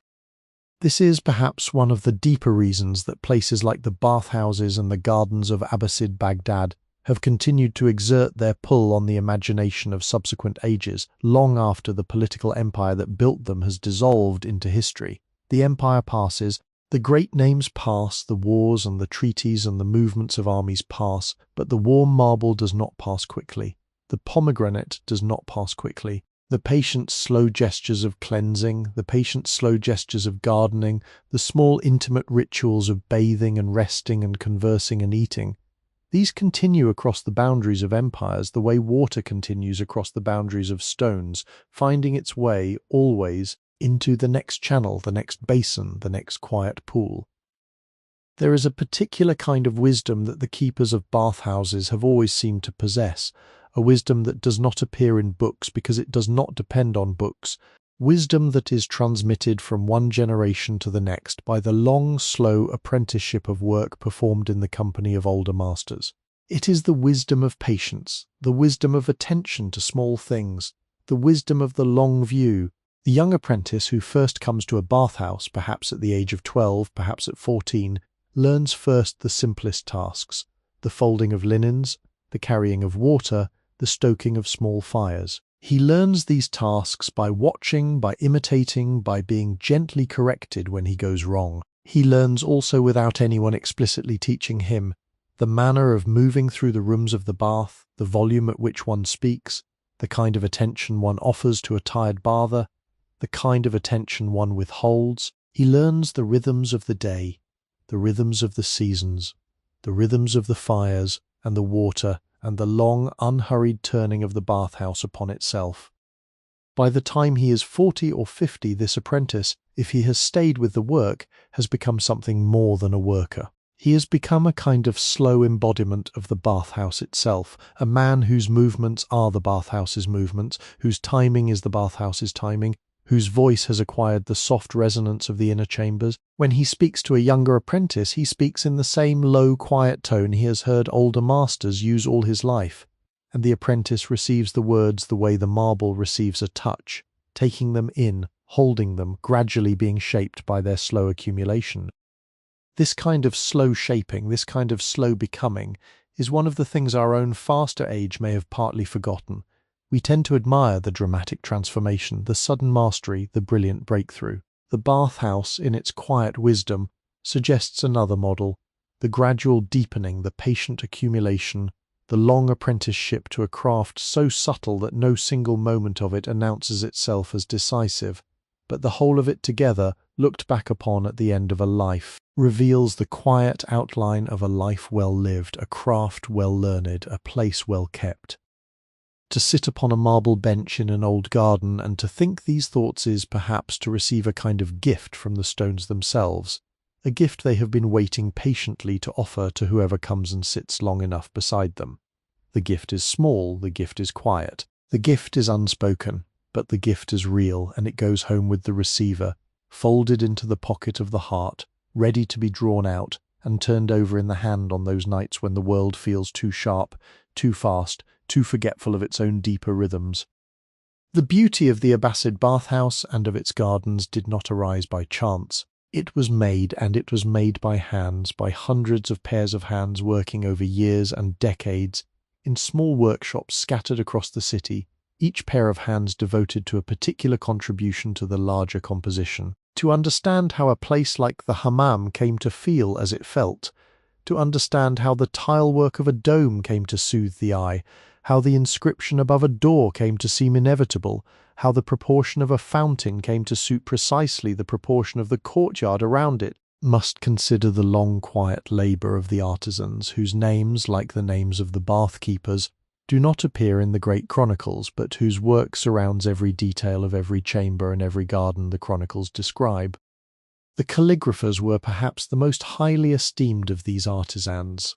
for the beauty of the written word in Abbasid culture was held to be among the highest forms of human expression. The greatest calligraphers of Baghdad, men whose names are still spoken with reverence in the annals of Islamic art, presided over schools of younger calligraphers, training them in the precise formation of each letter, the precise proportions of each line, the precise spacing between words.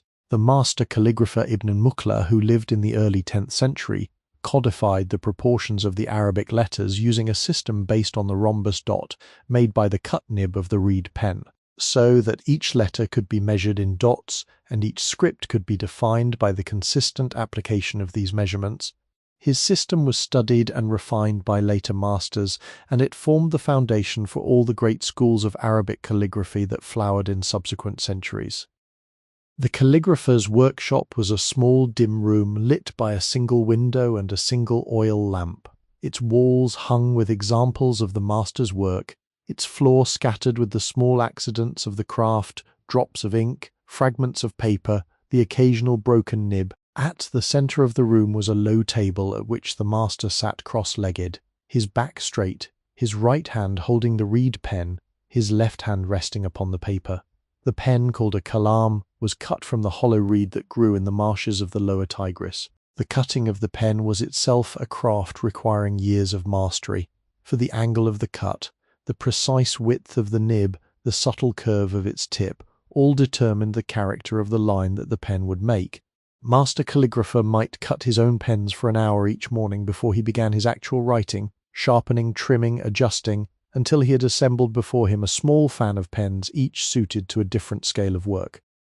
The ink was made by the master himself or by his apprentices, following recipes handed down within the school. The black ink was made from soot, gathered patiently from the sides of oil lamps mixed with gum arabic and a touch of honey to give it body and lustre, and aged in earthenware jars for many months before use. Coloured inks were made from a wider variety of substances, lapis lazuli ground to a fine powder for blue, the resin of the dragon tree for red, saffron threads for yellow, copper acetate for a particular green favoured in certain border decorations. Each colour required its own preparation, its own aging, its own particular handling.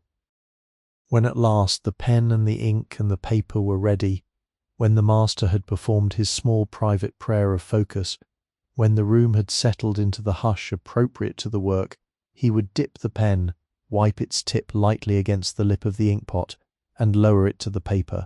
Then the letters would begin to flow from the tip in long, unhurried lines, each curve of each letter tracing the precise shape that the master had practiced perhaps 10,000 times before. The muscles of his hand having memorized the shape so completely that the conscious mind could withdraw and the hand itself could write, guided by a deeper knowledge that lived not in the head but in the long muscles of the forearm and the small precise muscles of the fingers. The inscriptions he produced were destined for many uses. Some would be copied directly onto the manuscripts of the booksellers' shops. Others would be transferred onto larger surfaces by the tile makers and stone carvers who collaborated with the calligraphers in the decoration of the city's buildings. The inscription above the bathhouse door that you saw at the beginning of this evening, the Hammam in turquoise tile, began its life in the workshop of a master calligrapher who wrote it on paper at a smaller scale, after which the tile maker used the paper as a template, laying it upon the still soft clay of the tile and tracing the letter shapes with a fine stylus. The tile makers of Abbasid Baghdad worked in another small workshop, often near the calligraphers, their craft being closely allied.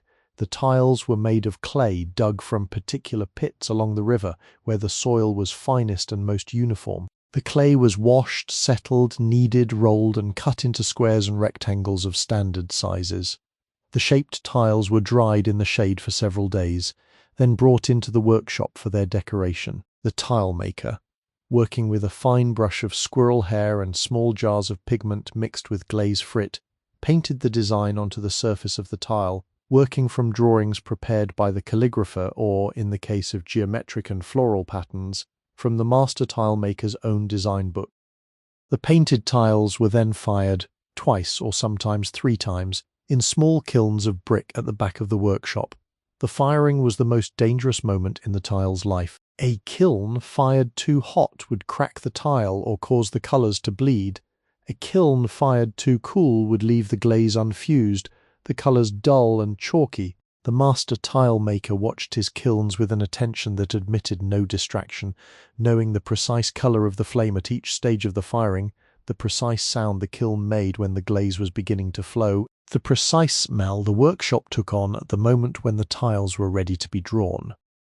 When the firing was complete and the tiles had cooled, the master inspected each one with a small magnifying glass, rejecting any that bore the slightest flaw, and the accepted tiles were stacked carefully in wooden crates lined with straw, ready for delivery to the builders of the bathhouse or the palace or the mosque or the merchant's house for which they had been commissioned. The builders themselves, master masons of long experience, set the tiles into the walls and domes of their buildings with a mortar mixed to a recipe of equal antiquity, working from the master tile maker's design diagrams, fitting each tile into its place so precisely that, after the joints had been pointed with a fine line of paler mortar, the whole pattern flowed seamlessly across the surface of the wall, no individual tile drawing the eye, the entire composition reading as a single continuous tapestry of colour and form. Above the bathhouses and the gardens of Abbasid Baghdad, above the workshops and the courtyards and the slow-turning streets, there hung always the sky, and the people of this city had a particular relationship with the sky that affected the rhythm of their days more deeply than the modern reader, accustomed to clocks and electric lighting, can easily imagine. The sky was their calendar, their clock, their navigational chart, and their text of contemplation. And the men who studied the sky most carefully, the astronomers of the great houses of wisdom, and the smaller observatories scattered across the city, were among the most honoured citizens of the caliphate. The astronomers of Abbasid Baghdad inherited a tradition that reached back through Persia and Greece and India and ancient Mesopotamia. Drawing upon the long astronomical labours of all these civilizations, translating their major texts into Arabic, correcting their errors, refining their measurements, adding new observations of their own. The great Beit al-Hikmah, the House of Wisdom, established by Caliph al-Ma'mun in the early 9th century, became the centre of this work, and around it gathered a community of scholars whose contributions to astronomy, mathematics, medicine, philosophy, geography, and the natural sciences would shape the intellectual history of the world for many centuries to come. Among these scholars were astronomers of remarkable precision. Al-Khwarizmi, whose name has come down to us in the word algorithm, compiled astronomical tables that allowed the calculation of the positions of the sun, moon, and planets with an accuracy that astonished his contemporaries. Al-Battani refined the measurement of the length of the solar year, arriving at a figure that differed from the modern value by only a few minutes. Al-Sufi compiled a great catalogue of stars, observing each one with care and recording its position, its brightness and its colour, a catalogue that would be referenced by astronomers both Muslim and European for many centuries. Al-Biruni, who came slightly later, calculated the circumference of the Earth with an accuracy that no European would equal until the early modern period. But the work of the astronomers was not confined to the high abstractions of celestial mechanics. It descended also into the daily life of the city, in ways the ordinary citizen felt without always recognizing their source. The astronomers determined the precise times of the 5 daily prayers, calculating the moments of dawn, of midday, of the afternoon, of sunset, and of the disappearance of the last light for each day of the year. And these calculations were inscribed on the great astronomical instruments installed in the courtyards of the major mosques. The muezzins, climbing their minarets at the appointed hours, sang their calls to prayer at moments determined by the astronomers' calculations, and the whole rhythm of the city's day, from the first stirring before dawn to the closing of the last shops at the call of the night prayer, was set by these celestial measurements. The astronomers also determined the beginning of the lunar months, upon which the religious calendar of Islam depends. The new month begins not on a fixed date, but at the first sighting of the slim crescent of the new moon after the conjunction of moon and sun. In Abbasid Baghdad, the astronomers calculated when this sighting should occur, and small parties of trained observers would climb to the rooftops of the city on the appropriate evenings to watch the western sky, hoping to catch the first delicate sliver of the moon as it appeared above the horizon in the pale moments after sunset. When the sighting was confirmed, the news was carried swiftly through the city, and the new month was officially proclaimed, with all the religious and social adjustments that the new month brought with it. The yearly calendar of this city, accordingly, had a particular character that flowed from this lunar reckoning.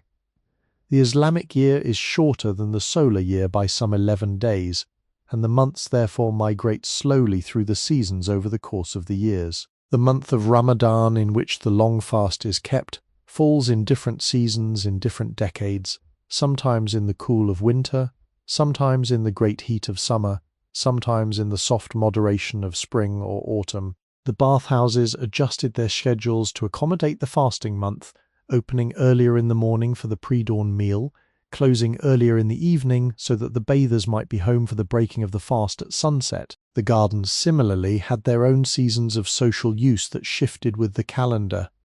Beyond the religious calendar, the city kept also a kind of agricultural calendar, deeply rooted in the seasons of the river and the fields. The Tigris rose in the spring with the snowmelt of the eastern mountains, and the rising of the Tigris was an event watched with great attention by the farmers of the surrounding plains, whose canals fed from the river and who depended on the timing and the height of the flood for the success of their crops. The gardeners of the city likewise watched the river, for the rise affected the underground water table on which the wells and cisterns of the city depended. The seasons of the gardens themselves provided another, softer calendar that moved alongside the religious and agricultural ones. The first crocus of late winter, the first jasmine of spring, the full bloom of the damask rose in early summer, the ripening of the apricots, the heavy hanging of the figs, the reddening of the pomegranates, the falling of the leaves from the plane tree, the first frost upon the basil bed, the long cold months when only the cypress kept its colour, the slow first stirring of life in the bulbs beneath the soil. These events constituted a year that every gardener and every garden-loving citizen knew intimately, year that did not march in straight numbered months but flowered and ripened and rested in long natural rhythms. The bathhouse keepers had their own calendar, slightly different, attentive to the changing demands of the seasons upon the bath. In winter, the demand for the deep heat of the inner steam room was greatest, and the wokad burned more fuel and the cisterns were heated higher. In summer, when the city sweltered in temperatures that exceeded 110 degrees in the shade, the demand shifted toward the cool baths and the long lingering hours in the maslach, and the cisterns of cool water from the deep wells became the most valued resource of the establishment. The keepers adjusted their stocks of soap and oil with the seasons, bringing in heavier oils for winter, lighter oils for summer, perfumes appropriate to each part of the year. All these calendars, the religious, the agricultural, the floral, the practical, layered upon one another to create the dense temporal texture of life in this city, a texture in which time was never abstract, never simply the ticking of a uniform clock, but always woven into the actual movements of sun and moon and water and plant and human body. The citizen of this city did not need to ask what time it was, because the world around him was constantly telling him, in many overlapping voices, where in the great cycles of the year he was situated, and what the proper occupations of this hour and this month and this season might be. Among the many wonders of Abbasid Baghdad, there is one that, although it does not lie within the walls of any single bathhouse or any single garden, casts its quiet light over the whole intellectual atmosphere of the city, including those small civilized rooms in which the bathers gathered and the gardeners tended their borders. This wonder is the library in all its forms, from the great central institutions of the caliphal household to the smaller libraries of the mosques and the schools, down to the modest private collections kept in the homes of merchants and scholars, and even of well-read tradesmen who had set aside some quiet corner of their courtyard, a small wooden cabinet for the books they had patiently acquired over the years. The greatest of these libraries, the one whose name has come down to us with the most lustrous reputation, was the Khizanat al-Hikmah, the treasury of wisdom attached to the Beit al-Hikmah. This was less a single building than a complex of interlinked rooms within the caliphal palace, in which were housed the manuscripts that the caliphs and their agents had been gathering for nearly 2 centuries from every corner of the known world. The collection was vast, perhaps the largest library that had existed anywhere in the world up to that time, and its contents included works of every kind: translations of the Greek philosophers and scientists, Persian texts of ancient wisdom and statecraft, Indian works of mathematics and astronomy, original Arabic compositions in poetry, history, jurisprudence, theology, geography, medicine, and the arts, collections of folk tales and proverbs and songs, technical manuals on the making of glass, the cutting of precious stones, the construction of musical instruments, the breeding of horses, the cultivation of every kind of crop and flower. The librarians of this great institution were themselves scholars of high reputation, men who had been chosen for their command of multiple languages, their knowledge of the various scripts and styles of bookmaking, their familiarity with the wider intellectual landscape of the age. They presided over the collection with a care that was almost reverent. For in this culture the book was held in particular esteem, regarded not merely as an object containing information, but as a kind of vessel for the spirit of the author, a thing that ought to be handled with respect, kept in suitable conditions, restored when damaged, copied when worn, and never under any circumstances destroyed. The rooms of the Khizanat al-Hikmah were lined with shelves of cedar wood, the cedar chosen for its natural ability to repel insects and its pleasant fragrance, which scented the air of the library with a deep, dry sweetness. The shelves were not the open shelves of modern libraries, but a series of small recessed compartments, each one fitted with a small door of wooden lattice that could be closed to protect the books within from dust and from the curious fingers of casual visitors. Each compartment held a particular category of books, organized according to a system that the head librarian had developed over years of careful classification, and a small label of paper written in fine calligraphy was attached to the door of each compartment to indicate its contents. The books themselves were not bound as modern books are bound. The Abbasid book consisted of a stack of folded sheets, sewn together along the spine and enclosed in a cover of leather, often elaborately tooled with patterns of geometric or floral design, sometimes inlaid with gold. The cover folded over the stack of sheets and was secured by a leather flap that wrapped around the closed book and tucked into a slot on the other side, so that the book, when closed, formed a neat protected package. To open the book, one undid the flap and laid the cover flat, then turned the pages from right to left in the direction of Arabic reading. The pages themselves were of paper, and the paper of Baghdad was famous throughout the medieval world for its quality. The art of paper-making, which had been brought from China to the Islamic world in the 8th century, had been refined and perfected in the workshops of Baghdad to such a degree that the paper produced here was considered the finest in the world. It was made from rags of cotton and linen beaten in stone mills to a fine pulp, mixed with starch from rice or wheat to give it body, and laid out on screens to dry into thin uniform sheets that took ink with a clarity and a permanence no parchment could equal. The paper of the great Baghdad workshops came in many grades, from the most luxurious, intended for the manuscripts commissioned by the caliphs themselves, down to the more modest, used for the everyday business of letters and accounts. The reader who came to the Khizanat al-Hikmah to consult a particular work was received in one of the reading rooms, of which there were several. These were quiet chambers with high windows of latticed wood that let in soft filtered light, with low tables and cushioned benches arranged in patterns that allowed for both private study and quiet conversation. Reader requesting a particular book would speak to a junior librarian, who would consult the catalogue and then proceed to the appropriate compartment in one of the cedarwood storerooms, where he would carefully retrieve the requested manuscript and bring it to the reader's table, laying it down with both hands and the small, respectful inclination of the head that was customary in this culture for the handling of books. The reader would then study the manuscript for as long as he wished, in the long, unhurried manner that was characteristic of scholarly work in this age. There was no expectation of rapid reading. There was no expectation of producing a quick result. The reader sat with the book sometimes for an entire day, sometimes returning over many days or weeks, taking notes on slips of paper he had brought with him in a small leather satchel, copying out passages by hand into his own notebook, sometimes pausing for an hour or more to consider a particularly difficult passage, sometimes consulting a second or third manuscript that he had also requested in order to compare different versions of the same text.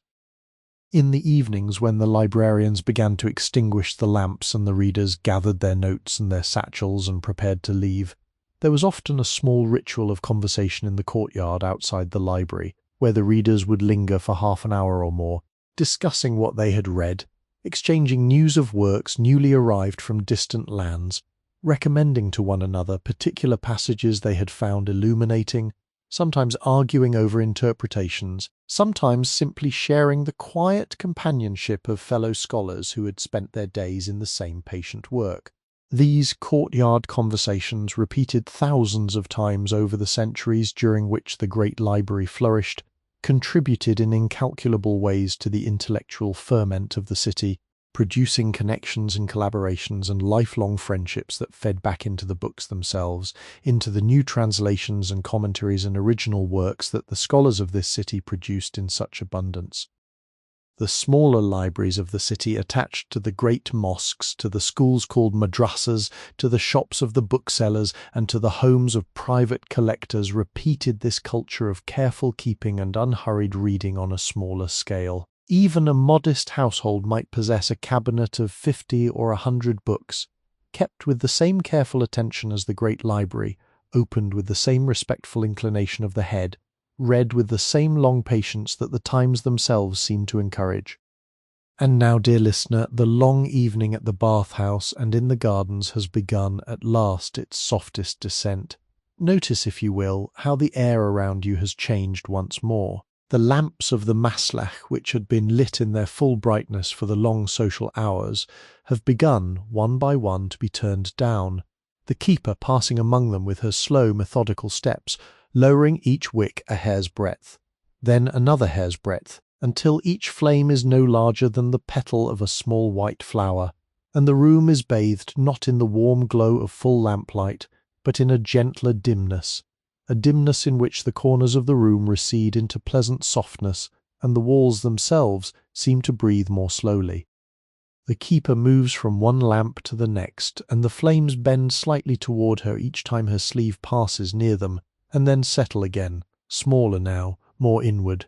The shadows lengthen across the floor in a manner that is itself a kind of consolation, the way the shadows of evening lengthen across a familiar courtyard, telling the inhabitants without words that the day has done its work, and the night is preparing its slow blanket of rest. The patterns of the mosaics on the floor, which earlier in the day had stood out clearly under the bright lamps, now soften into the larger fields of cream and pale ochre, the 8-pointed stars receding into the texture of the whole, the diamonds losing their precise edges and becoming simply gentle shapes within a gentler shape. In the warm room the basins still pour their soft music into the marble bowls, but the sound seems to have slowed somehow, as though even the water were settling into the deeper tempo of the late evening. The fish-shaped spouts continue their patient work, the streams falling, and the basins receiving them, but the rhythm has lost its earlier brightness and acquired a kind of deep, velvety quality, sound that seems to come from inside the listener's own breath, rather than from any external place. The bathers who remain are few now, and they too move with the slow grace of the late hour. An elderly woman sits upon a marble bench wrapped in soft linens, her eyes half closed, her breath rising and falling in the long unhurried rhythm of a woman who has come to a place she loves, and who is not in any hurry to leave. Her hands rest in her lap, palms up, the fingers slightly curled, the way the hands of a sleeping infant rest. She is not asleep. She is somewhere just before sleep, in that long gentle vestibule where the body has released its hold upon the day, but the mind has not yet quite begun the inward turn toward dreaming. The bathhouse in its kindness has allowed her to rest in this vestibule for as long as she wishes, and she will rise in her own time, when the inner clock of her body tells her that the moment has come. Beyond the maslach, in the small enclosed garden, the night has settled fully now. The pomegranate, the orange, the fig, the jasmine, are no longer four distinct presences, but a single deeper darkness, a soft mass of leaves and branches against the slightly lighter darkness of the sky.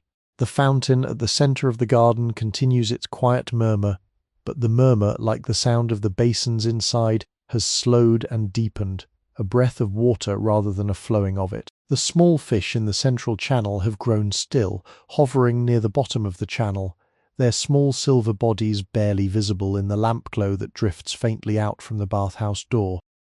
The nightingale who sang earlier in the fig tree is silent now. She has tucked her head beneath her wing and is sleeping. The small night insects whose music had filled the garden during the deeper twilight have also quieted. The garden is very still. Only the fountain, only the slow, soft fall of water onto water, only this patient repeating sound holds the silence together, gives the silence its shape, makes the silence into something the listener can rest within rather than something that surrounds. The keeper of the bathhouse, having dimmed the last of the lamps, moves now toward the great cedar door at the entrance of the maslach and sets her hand upon its iron-studded surface. She does not yet close it. She stands for a long moment, simply feeling the warmth of the wood beneath her palm, simply listening to the inside of her own bathhouse one last time, the way a mother listens to a sleeping child before turning out the lamp in the room. She has done this every evening for many years. The sound of the bathhouse at this hour is the sound she knows best in all the world. She knows the small hush of the cooling marble, the slow breath of the dome, the patient music of the fountains, the soft creak of the cedarwood beams as they release the day's heat back into the cooler night air. She has no need to hurry.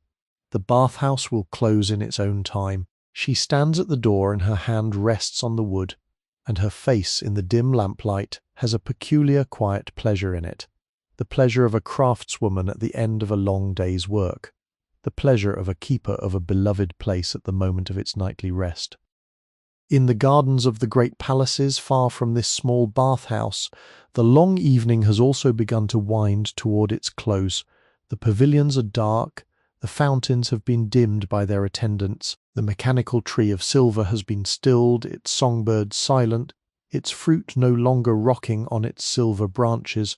The cypresses stand very tall and very dark in the moonlight, their narrow forms rising like the long shapes of patient watchers. The pomegranates and the apricots and the figs have folded their leaves around their fruits in the small inward gesture trees make at night, drawing in their day's openness, becoming briefly more private. The flower beds, the white flowers and the yellow flowers and the blue flowers that had been so carefully arranged in their slow musical progression, have softened into general dark shapes in which only the white flowers, and only some of them, still glow faintly in the moonlight.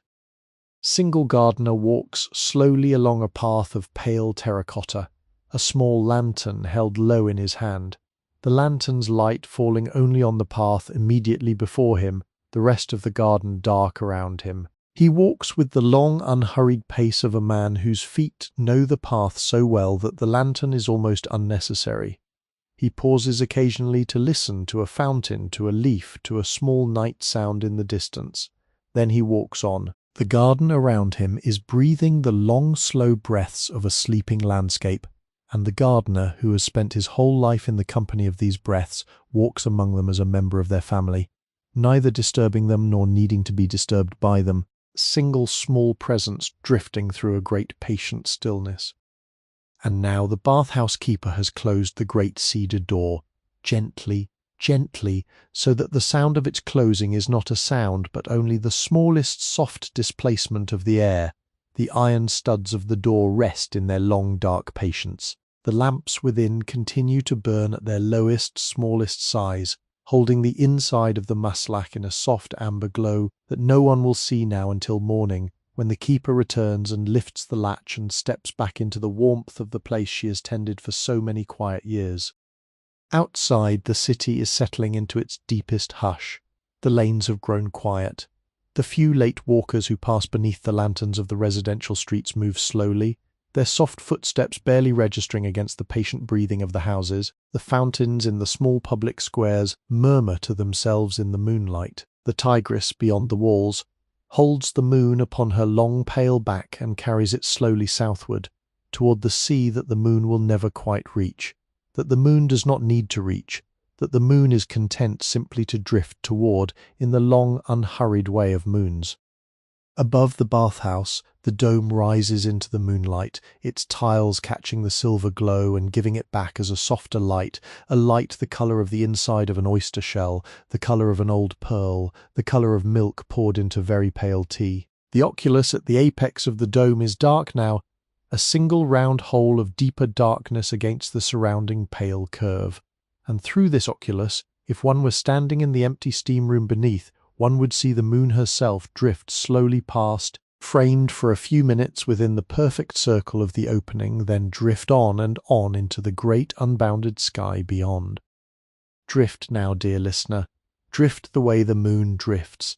Let your breath be slow, let your body grow soft and heavy and warm, the way the marble of the bathhouse grows soft and heavy and warm under the long patient work of the hypocaust. Let the muscles of your shoulders loosen the way the muscles of the bathers loosened beneath the slow hands of the masseurs. Let your face grow as untroubled as the face of the elderly woman wrapped in linens upon the marble bench, her eyes half closed, her hands turned upward in her lap, her breath slow and even. There is nothing more to do tonight. The bathhouse has closed its door, the garden is asleep, the lamps have been dimmed, the fountain murmurs to itself in the moonlight, the nightingale sleeps with her head beneath her wing in the canopy of the fig, the small silver fish hover near the bottom of the channel, the pomegranate has folded its leaves around its ripening fruit, the cypresses stand tall and patient in the silver light, the gardener, his lantern low, walks his slow last walk along the pale terracotta path, and he too in his time will return to his small room, to his thin mattress on its wooden frame, to his own slow simple rest. Listen now to the slow simple sound of the fountain. The water falls, and the water falls, and the water falls, and the basin receives, and the basin receives, and the basin receives. There is a rhythm in this, a rhythm older than the bathhouse, older than the city, older than the empire that built the city. It is the rhythm of water itself, the rhythm of the rain falling upon ancient hills, the rhythm of the snow melting on distant mountains, the rhythm of the river slipping past its banks, the rhythm of the small wells filling drop by drop in their long patient depths beneath the earth. This rhythm has held the world together for as long as the world has existed, and it will continue to hold the world together long after every bathhouse and every garden and every moonlit dome has dissolved back into the slow turning of the seasons. Listen also to the slow, simple sound of your own breath. Notice how it has slowed in this long evening to match the rhythm of the fountain. Notice how the in-breath has grown long and gentle, like the slow rise of water into the basin's curve. Notice how the out-breath has grown soft and easy, like the slow falling of water back into the channel. There is no effort in this, there is no need to do anything at all. The breath has remembered its own deep rhythm, and the rhythm of the fountain has met it, and the two rhythms are turning together now, slowly, slowly, in the quiet dome of the night. The moon has moved farther across the sky. The bathhouse behind its closed cedar door holds the warmth of the long day deep within its marble. The garden behind its honey-coloured walls holds the scent of jasmine and orange leaf in the slow folds of its night air. The streets of Baghdad, the wide streets and the narrow lanes, the residential quarters and the markets, the squares and the fountains and the small open courtyards, all these streets are quiet now, all these places are folded into the same long slow breath of the sleeping city. Far above, the stars have come fully out, the stars that the astronomers of the Beit al-Hikmah have studied so patiently with their astrolabes and their celestial globes and their long careful tables of observation. The stars wheel slowly across the sky in the great slow patterns the astronomers have mapped, indifferent to the small affairs of men, and yet, in some sense, attending to them, holding them within the larger order of the universe, the larger calm that the wise men of every age have tried to describe and have always in the end fallen silent before.